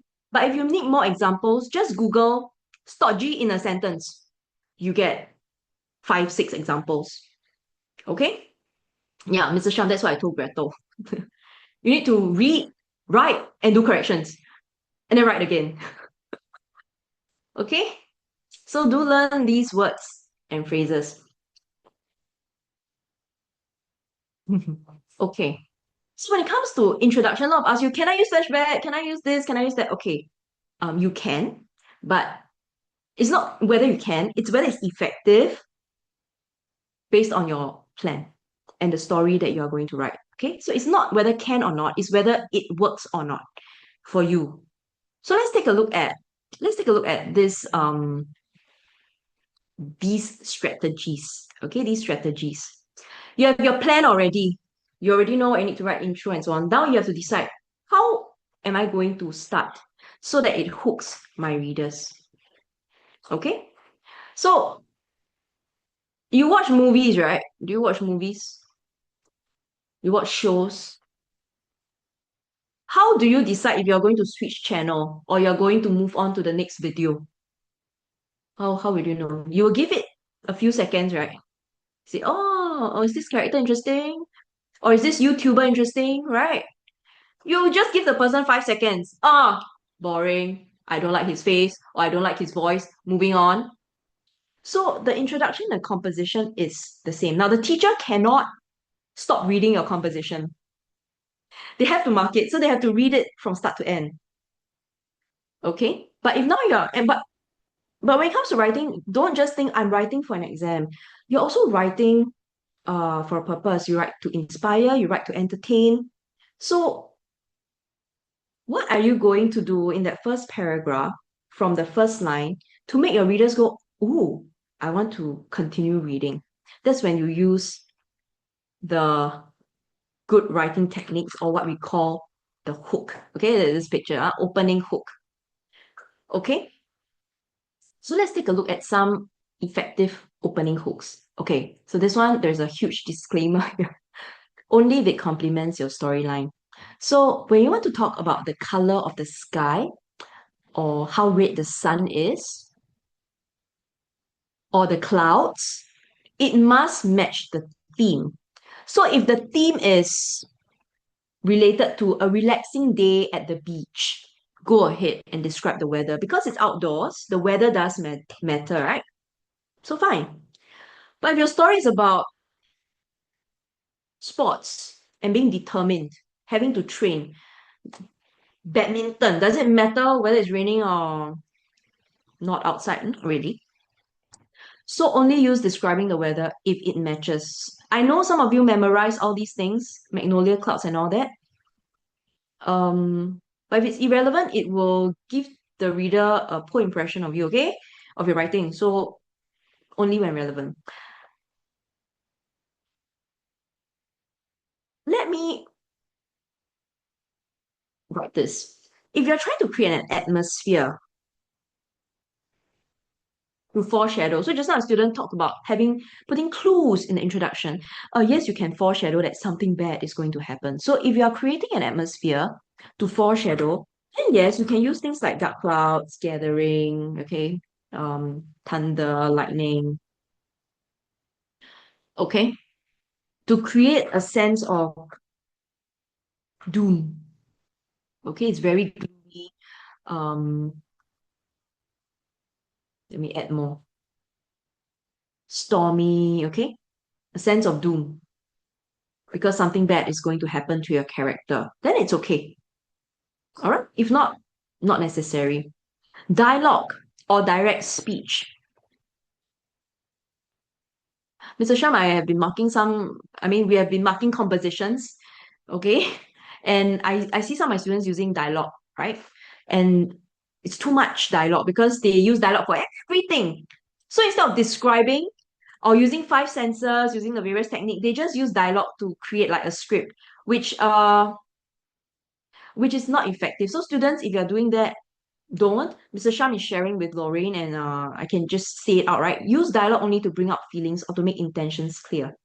That means if I don't make my characters say these words, my story will not be so effective. Then you use dialogue.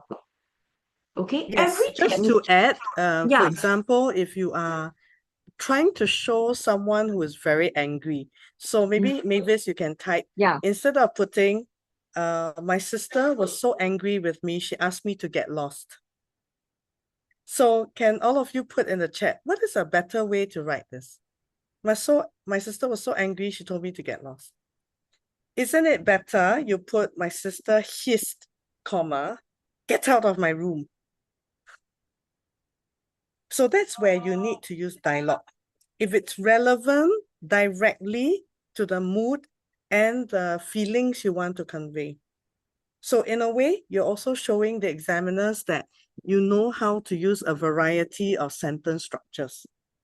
You're not just writing sentences, you know how to use the comma, quotation marks, and also to enhance the effect on the reader. So remember this, you don't use dialogue one after another. You're not meant to write an exchange. What's an exchange? Don't write out a conversation. I think what we need to make clear, Mavis, is that some of them like to start off with dialogue that does not matter to the plot. So for example, years ago, we did one on misadventure. Do you recall? It was a P6 topic, misadventure. So anyone knows what a misadventure is? It's getting into trouble, isn't it? Like you go on a trip and then something bad happens. So instead of going straight to the seaside where something terrible happens, one of my students had 2 pages of dialogue. Mom, can I go out with Sandra today? Yes, sure. Remember to come back early. Oh, and we might be going for a picnic. Is that okay? Sure, my mom said. And then after that, you call your friend. Sandra, would you like to go to the seaside with me? Yes, sure. What time do we meet? Oh, let's meet at 10 o'clock. So if you're going to write a dialogue like that, you are not answering the question because the topic is misadventure. It doesn't help anyone. It doesn't help to foreshadow an accident, nor does it make clear whether the plot is going forth. So please don't have dialogues in the form of conversation. You only use it to bring out strong feelings like anger, disappointment. For example, if you're writing on feeling disappointed, if that's the topic, and you want to start off with collecting your exam script from the teacher. So what good dialogue could you use? Quote a teacher. Sandra, I'm so disappointed with you. Did you even study for this test? Mrs. Sham folded her arms and shook her head solemnly. So there you have it. You set off the reader to expect, to understand that, okay, someone has just gotten back her script and the marks are less than ideal, right? And it ties in with the topic, feeling disappointment. All right, so that's the main thing. So setting the scene, describing the weather, make sure it is relevant to the plot. You don't have fluffy clouds, white sandy beaches for the sake of it. It must be relevant to the plot that happens. Thank you, Mrs. Sham. Okay, so avoid this, avoid conversations. Yes, the long conversations are only key moments in the plot, okay? Setting the scene means you describe the place. This is especially useful when there is something in that setting that will make your characters act in a certain way. So in a writer, in the PSLE A-star writer, recently we just did we talked about setting, okay, and we talked about it being um essential in creating situations that drive the plot. So, for example, forest. A forest that has no real walking tracks will cause you to get lost, right? So if your story is getting lost and then the picture shows trees, a forest, then yeah, that's a great setting for you to set your story. Actually, in essence, they should keep to one setting. And They that's what I can't told them be earlier too. they Yes. can't be at a river, then they're in a forest, and then suddenly they're in a haunted house or and somewhere else. The Yes. setting has to be relevant to the plot, because all of you must remember this. You're not writing a storybook, right? When J.K. Rowling wrote Harry Potter, it's got so many chapters. So she can sometimes have it in the labyrinth, sometimes in the school, sometimes at a cliff. It doesn't matter because she's got many chapters. You're not writing chapters. You're writing one theme in 40 minutes, stick to the place. So if you're Yes. writing about, say, being brave, and you choose a picture, say, the stage, being brave would be giving a speech. So start at the backstage of the performance hall, not at your Yes. home having breakfast, and then on a bus, and then finally in school, and then in the backstage, and then after that, the stage. Keep to just the perimeter of the plot and all will be fine. Yes. Yes. Thank you, Mr. Sham. I shared this with them earlier on when we were doing the story mountain, right? When we were looking at setting. Yeah, just stick to one setting.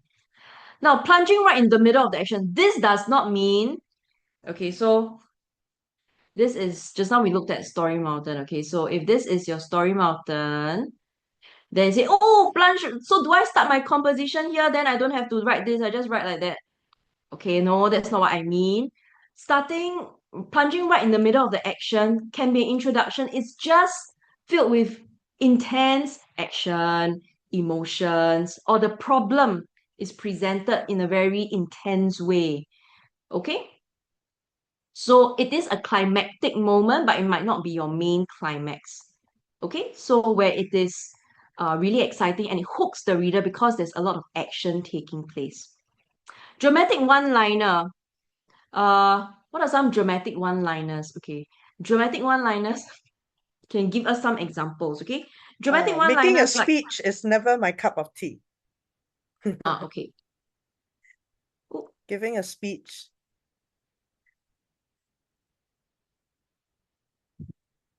This session ends at 9:30. Not that teacher time's up. EE. Some of you, I cannot tell what you're typing in the chat. If you have a question, can you please make sure you type it nicely, okay? If not, I don't know how to answer some of your inquiries. And for Q&A, because there's just Mavis and me, can you type everything into the chat? That will make it very easy for me to address all of your questions.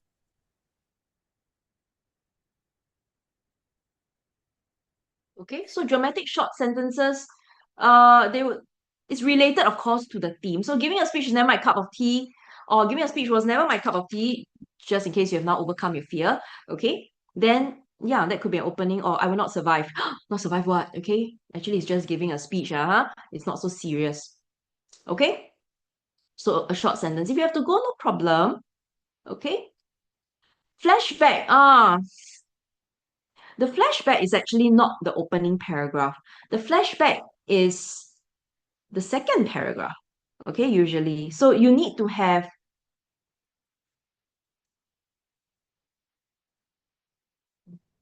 an opening scene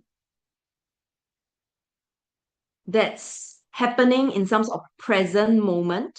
Okay, so if you've got an injury, maybe you're looking at your bandaged arm, okay, or you are looking at your friends play as you're in a wheelchair, okay, an opening scene in the present. Then in the second paragraph, you move on to your flashback. So flashback is not the first paragraph. Um, okay, and then you move on to a flashback because you want to take the reader on a journey. Why are you feeling so sad in the opening scene? Why are your arms bandaged? Why are you in a wheelchair? Okay, so a flashback is only effective if the opening scene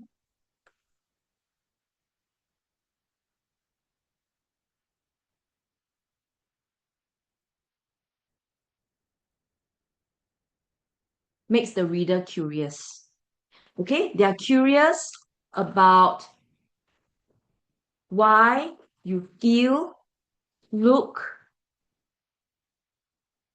a certain way. Okay, so I give a bad example. I always do this, right? Let's say your story is about getting into an accident. You got into an accident because you crossed the road recklessly. And then the opening scene, if it's like that, whenever I walk past a traffic light, I'm brought back to that fateful day where something terrible happened to me. Okay, then you go into a flashback. So, does it make the readers very curious? Not really, because you have no strong emotions. You talked about walking past traffic lights, which are everywhere, and then you say it brought you back to that fateful day. What fateful day? Okay, where something bad happened. What is something bad? So it's too vague. It doesn't make the readers interested. Okay? So the opening scene, whatever you put in the opening scene, must make the readers wonder why you're feeling a certain way. So it has to contain more details, strong emotions. Okay? Strong emotions. They make the readers feel sorry for you or they are interested in your story. Okay? Ask a rhetorical question. Mr. Shah, I had a student who wrote this, who tried this. If the composition is about bravery, are you going to write, have you been brave before? I have. Yeah, this what they do, right? Regret. Or have you done anything to feel regretful for? I have. Okay, then fear. Have you felt fear before? I have. Trust me, so many people do the same thing. Now, a rhetorical question is not just asking for the sake of asking. It is meant to help you reflect as well as to push the reader to wonder what you are getting at. It's meant to be thought-provoking. So don't just have a rhetorical question around the theme haphazardly. Okay, it's meant to be thought-provoking. So with a lot of practice, you will learn to get there. But at the moment, I think for most students, it's safer to start with a dialogue or to start with a dramatic sentence. I think that's a lot easier. Yeah, at secondary level, they use it a bit more because they are discussing certain that this is more discursive. Okay, so rhetorical question not the most useful, I would say, at this point. Yeah, because you are meant Yeah. to, you need to be more sophisticated. Let's type down one of the topics we did for P5, friendship, for example, friendship. So can any of you suggest how do you start with a rhetorical question? Are you going to say, do you have friends? Yes, I have. This was how one of my friendships went. What is a good way to ask about friendship without sounding like you have nothing else to write about? How are you doing today? No, I don't literally mean that. In a compo, how can you start with a rhetorical question regarding the theme of building friendship? How about instead of saying, what is a friend? Or do you have friends? Yes, I have. What about things like, have you ever disliked someone at first sight and yet become the best of friends soon after? Now, that is prompting everyone to think. Have all of us been so biased before? You just can't stand someone, but then after the primary 5 camp, or after orientation, or after some games day, you ended up seeing the better side of that person. Okay, so yes, Clarissa has one. Do friends really matter? Yeah, if it's about the value of friendship, possible. Okay, so don't just ask, do you have friends? Yes, I have. Okay, that's not effective use of rhetorical questions. So find a method that you are comfortable with. Don't purposely try one hook or another. Some of you are in P5. What you can do, practice using different hooks and then see what works for you. I mean, teacher Mavis and I, we write model compose. And you notice in all our models, we never ever start the same way because for different topics, we just decide intuitively whether we want to use first person or third person or whether we want to start with a dialogue or something else. Okay.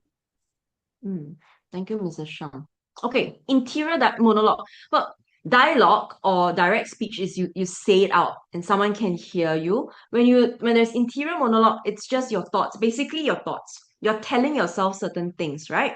So this is accessible when it's or most naturally expressed when you're using first person point of view, okay? So it gives us an insight on why you want to do some things. And for a character who is lying, this is very useful. So whatever the character is saying does not match what the character is saying to himself in his head. Then if your topic is about someone who is dishonest, someone who is trying to con somebody, then interior monologue is very useful. Or someone who is pretending.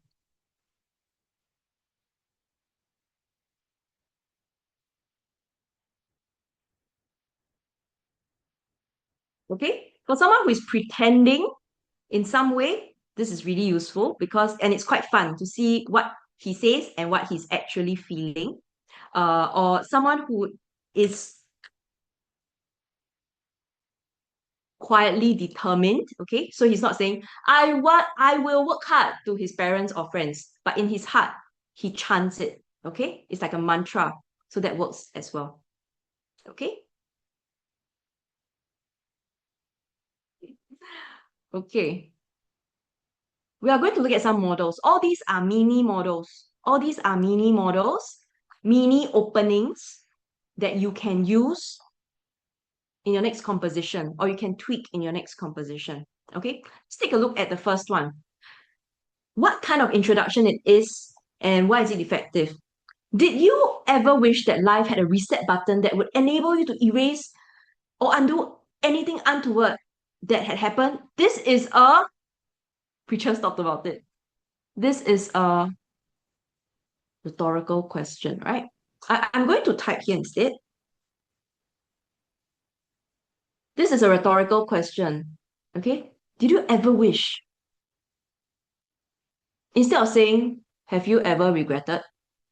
So I get some context. You want to erase it, you want to undo it.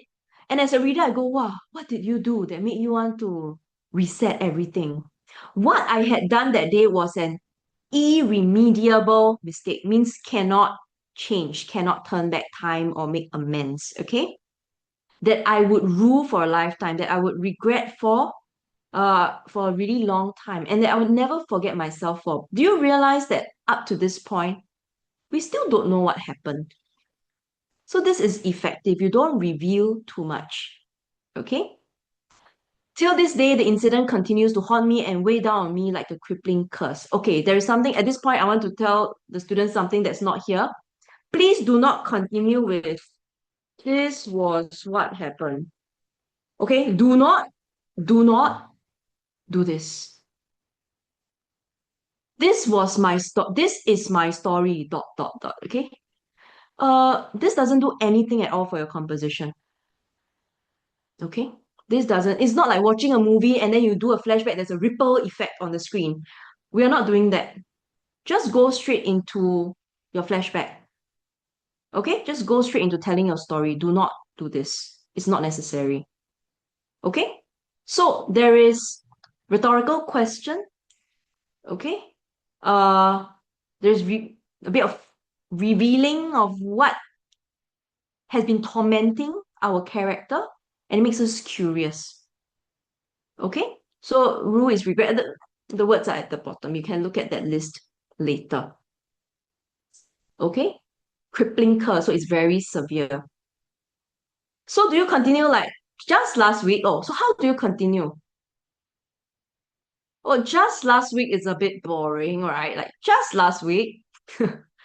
We begin with a good writing technique. So you know all your hooks here, my dear students.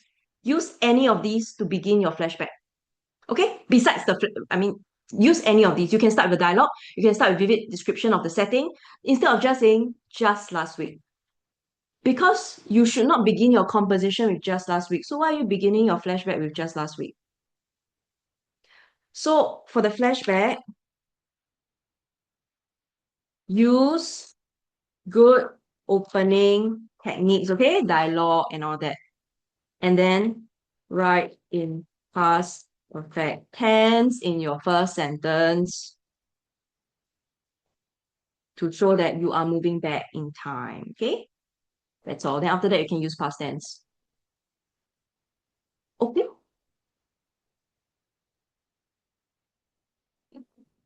All right. So this is rhetorical question. Introduction B. Streaks of lightning lit up the dark skies and the clouds appeared to be saturated with moisture to bursting point. Moments later, the skies opened up and unleashed torrents of rain that pelted down with a vengeance. Very vivid. As he squelched his way to school, I'm not sure if you have worn wet shoes before on a raining day, but it's extremely uncomfortable. And the sound it makes is the squelching sound, okay? Tony could not help but feel as if the storm were a harbinger of doom. That means it's like a messenger, okay? A messenger telling you, oh, today is going to be a terrible day for you because of the setting. So what did we use here? Streaks of lightning, skies, clouds appeared to be saturated. All these are part of the weather, right? So if you use the weather to foreshadow something bad, it works. Okay?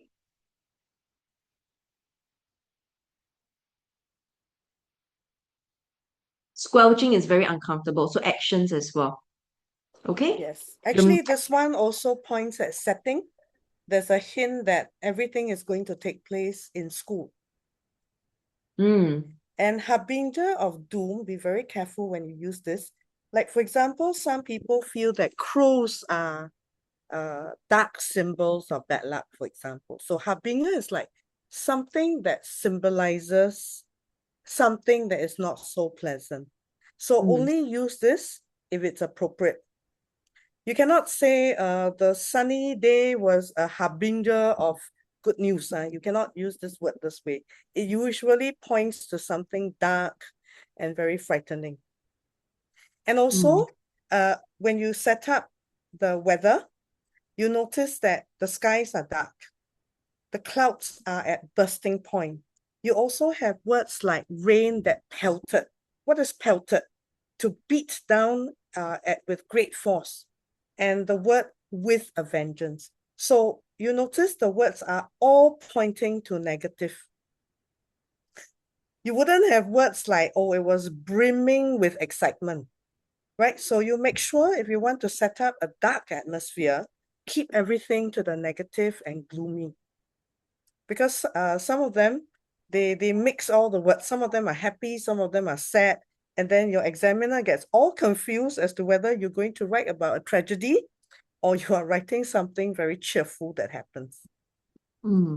Okay, thank you, Mr. Sham. So yeah, I've circled these bursting, pelted vengeance. All these are words related to pain, intensity, okay, very aggressive, violent. So it creates a kind of mood, just gloomy, pessimistic, and pain and misery. Okay, that's the imagery we're trying to create as well. Can you go up to the rhetorical opening? Rhetorical is here, okay? All right. So that's rhetorical and weather. The last one. Oh, the last one. Failure dealt me a crushing blow, full stop. What is this? Just now we saw one of the techniques, right? Failure dealt me a crushing blow. Okay, this is a Yes, it's dramatic a short very sentence. short sentence. Very short sentence. And you look at this picture here, and then you look at this word here, you see? Straight away, you're telling the examiner, I am answering the question, I am using the picture one. And straight away, the examiner go, oh, yes, you're answering the question, you're using a picture, okay? So don't wait until you are coming towards the end of the story to introduce your key concepts or your key ideas or your key topic or your key objects, okay? Just introduce it in the opening if you can. How could I have so foolishly frittered my time away doing anything but study? This is actually a rhetorical question as a reflection. This is actually a rhetorical. How could I? Basically, he's saying, I should not have been so foolish. Okay, so this is a rhetorical question. I thought in resignation as I stared numbly at the uncompromising fail word stamped on a page in my report book. So straight away, again, we see the use of the picture over here, okay? Deep down in my heart, I knew how it had all begun.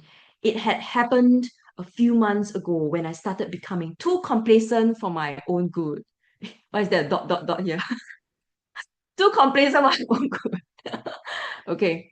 It's not that bad here, but if you want to use a full stop, you can, okay? Okay, so I'm going to change it to a full There's a stop. good use of internal thoughts here. How could I Yes. have so foolishly? So instead of doing a dialogue, sometimes you can have internal thoughts.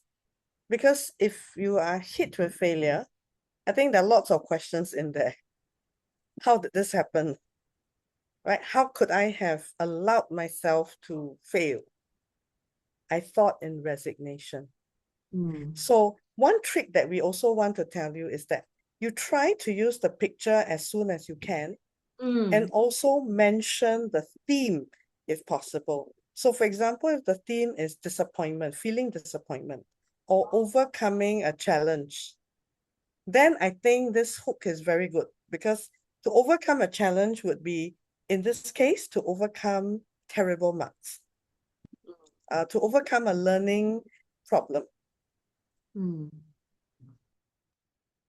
Okay, so these three opening hooks are good opening hooks. In your next composition, if you can, or the next few compositions you're doing, try to use them, okay? Adapt them and use it. Because the only way for you to learn something is to try using it. Reading it is not enough, okay? You have to use it. Okay, so a list of mind stretching words again. I was talking about them just now. So this is a little fun activity for you to practice on your own, okay? This is an original version, okay? This is an introduction. And it begins with, it was only a week before the year-end examinations and Dorothy had not started revising at all. Okay. While her other classmates were studying hard, she would be playing computer games, watching TikTok video clips, or hanging out at the shopping mall. Okay. She was confident she would do well just like last year when she started studying only at the last minute and yet managed to achieve good grades. Okay. There's a lot of telling. It's like a report. Okay, she did this, this happened, it was. So you realize that there's a lot of repetitive structures, right? Maybe the second sentence starting with while is not that bad. Okay, so it was only a week. It was only a week. A lot of it was, she was, not a lot of variation. How can we begin or edit this by using one of the techniques earlier on?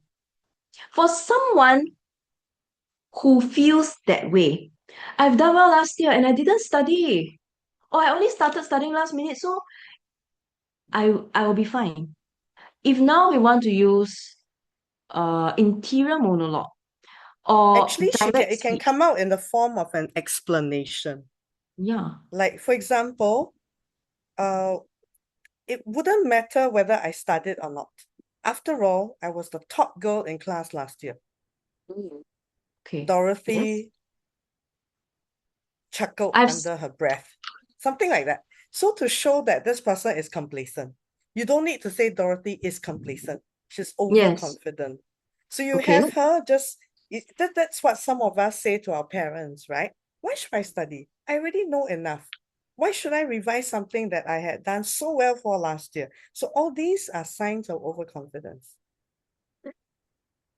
I have something. Let me try to share it with everybody. Okay, just a simple, yeah, Ah, along the line of what Mr. Sham has shared, right?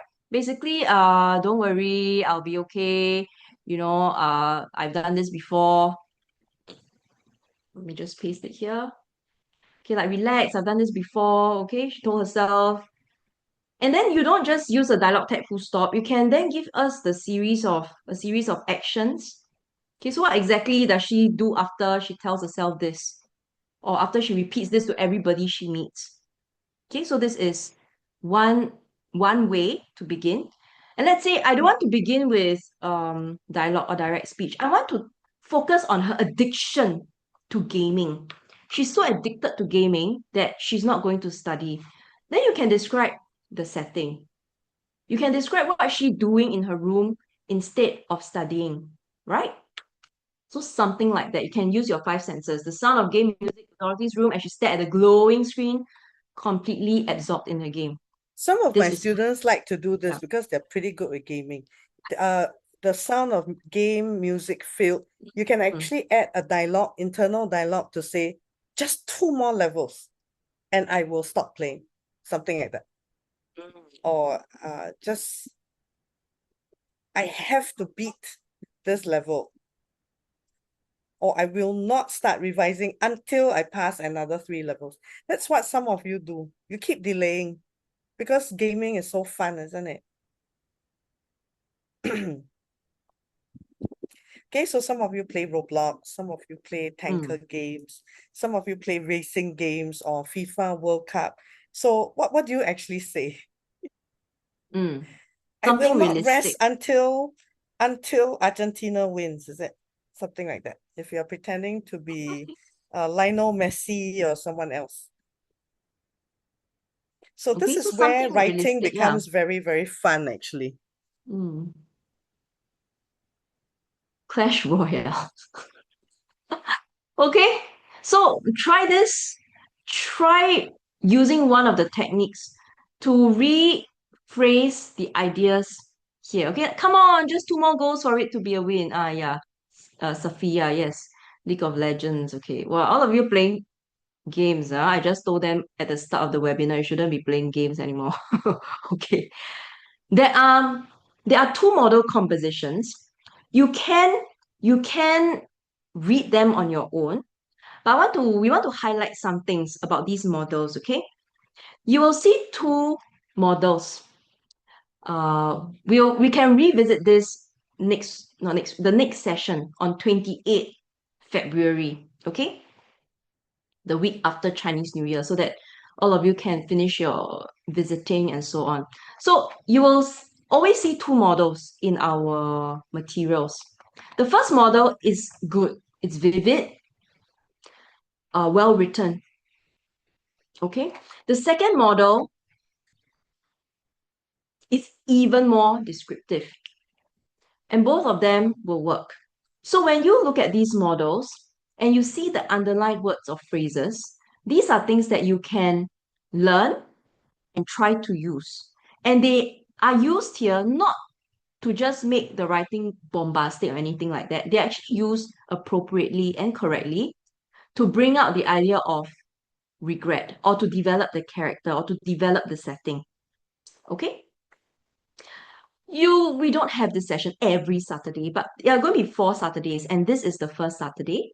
The next one is going to be on 28th February. Okay? So let's take a look at the first one. Okay, let's take a look at the first one. Some mistakes fade like footprints in the sand washed away by time. Others carve themselves so deeply in our hearts that they become permanent scars. Can you tell what the composition is about just looking at these two sentences? You can, do you see the word regret anywhere here? Do you see the word regret anywhere here? No, because it's described instead. When we talk about mistakes, carving themselves so deeply in our hearts, we are talking about great regret. Because if you don't regret something, you won't remember it. It has no effect on you. Okay, so this composition is about regret. Okay, and over here, mistakes washed away by time. We're talking about time healing wounds. Okay, and the use of similes here. So you can begin something like that, using something like that, like an imagery. Okay, the sand, mistakes, or carving into stone. Mine happened on a day that seemed as ordinary as any other. I am not using the ellipsis, okay, the dot, dot, dot. No, just mine happened. That's all. Now, over here, there are a few things to highlight. You realize that there is foreshadowing, but foreshadowing using what? Look at these word choices. Look at these word choices. Carve, scars. Okay, these make you feel a certain way, right? Pain. So the mood over here,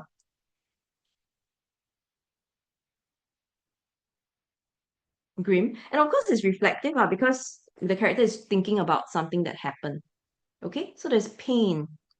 It's not pleasant. And we move into the flashback. Watch your cousin for me, Aunt Sarah called out as she grabbed her keys. It's very clear, right? That this is a different scene already. It's not someone thinking about regret. It's another scene. Aunt Sarah called out as she grabbed her keys. Lost in my phone game, I barely looked up, too engrossed in reaching the next level to properly acknowledge her request. So, do you realize that this use of direct speech here is meaningful? Because this is the thing that the character has to be responsible for.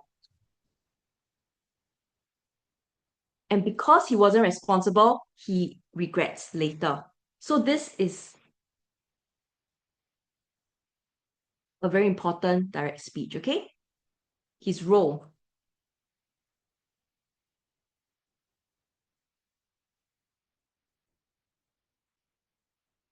Not doing this will result in regret, okay? So this is what Mr. Shum and I mean by effective use of dialogue. And then we have characterization. Just now when we plan, we say what kind of person would end up regretting? They they don't think too much, they're quite reckless or careless, or they are distracted. Okay? Or they are distracted. So certain people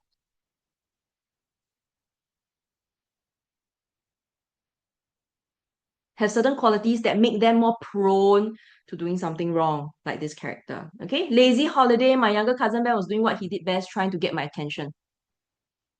Will you say this to somebody who is your favorite cousin? Will you say, my favorite cousin is trying to get my attention? No, usually you say this because you think that your cousin is a pest.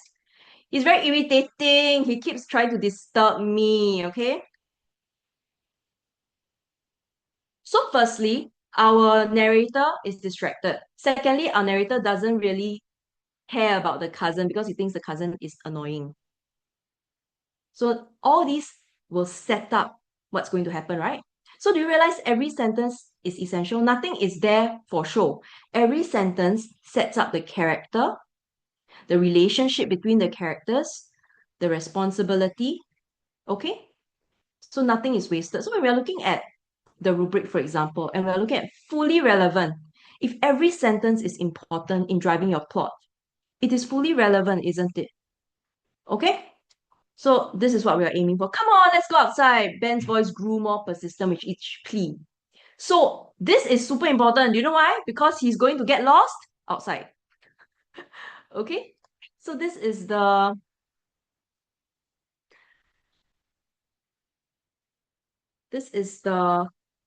trigger. Okay, I would just call it a trigger. The trigger that would drive the plot. Okay, now they are going outside. Okay, he's going to get lost outside. Desperate for peace, I finally agreed. So he just gave in, right? He just gave in That's when everything changed. So I'm not going to belabor because the topic is regret, right? I don't need to give a very long backstory. I want to start my regret already. Okay? That's when everything changed. At the age of, give me a moment. Okay, that's when everything changed. So what changed? At the edge of the park stood an old forested area, a place we had explored before. Oh, you see all these hints. Old forested area. Dun dun dun. Okay. A place we explored before, hunting for treasures like hunting. So they are always looking for something. However, today was different. Bright yellow warning sign. Caution, keep clear. So all these are signs that something bad is going to happen if they continue to venture. But were they scared? No, they are very positive about it. So just now we talked about characterization, right? What kind of person would get into trouble? Daredevils, okay? People who are fearless, absolutely fearless. They're going to get into trouble. Okay? So this one addresses one of the pictures as well. When he started throwing a tantrum, stamping his feet and refusing to leave, I made the worst decision of my life. What? I let go of his hand. This is the action, the regretful action. That action triggered a series of unfortunate events that eventually made him regret. Okay? He bolted toward the trees, disappearing into the shadows. Oh no, this is the climax. Just now, when we were planning, we said the climax is when everything goes wild, everyone is frantic. You have no more control. So, in this climax,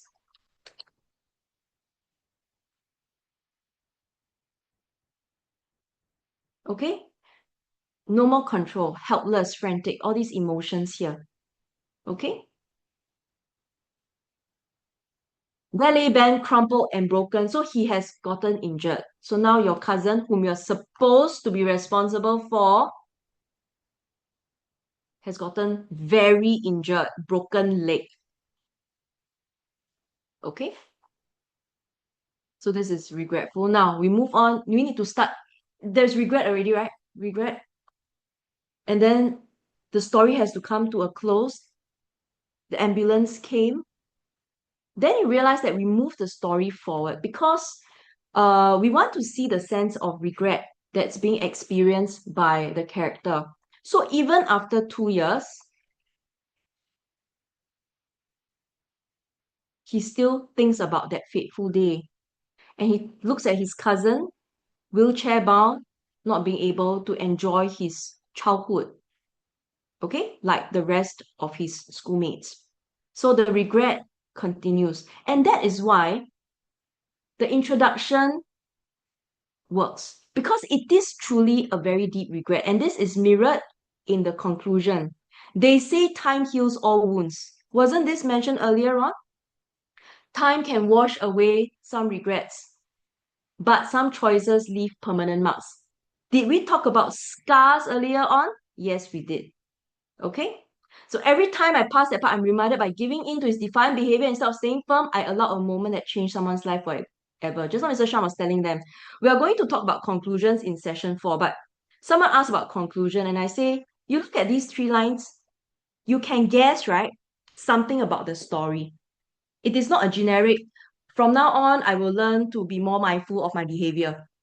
That's very vague. But when we talk about giving in to certain behaviors and allowing just a single moment to change someone's life forever, it's a lot more specific to the story. Okay? So this conclusion mirrors the introduction. And this is a story about regret. Okay? There's another one. We could go through this in session 2, but you can read this on your own as well. The plot is the same, but the phrases used are more vivid. Okay, a lot more imagery. Okay? Okay, I'm going to stop here. I'm going to stop here. Thank you for staying with us. It's now 3:39. Okay. Sweaty, could we give them the link to sessions 2, 3, and 4? So in session 2, we are going to look at rising action, session 3, climax, and session 4, conclusion. Okay?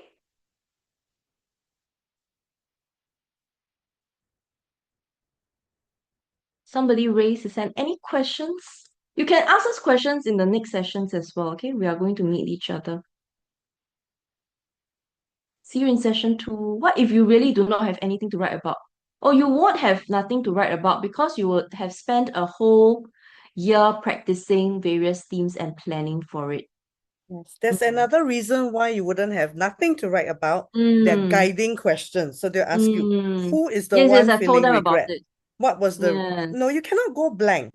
If you go blank, you just answer the question and describe everything you can. So that's why Mm. you are starting to practice now, so that you cannot go Mm. blank. Okay, the same way you practice for mathematics and science. You already have the information to help you. Mm. Okay. Thank you, Mrs. Sham. The recording will be available on YouTube. Okay, so I will share it on Telegram, and I think you'll receive a message once it's ready. If you have registered for today's session, you'll receive a message with the link. Okay? All right. Thank you, Sweaty. Thank you, Mrs. Sham, for joining us. And we shall see you in session 2 on 28th February after Chinese New Year. Okay, so go and enjoy your Chinese New Year. If you're not celebrating Chinese New Year, enjoy the public holiday. And we shall see you soon, okay? Thank you and good night, everybody. Bye bye.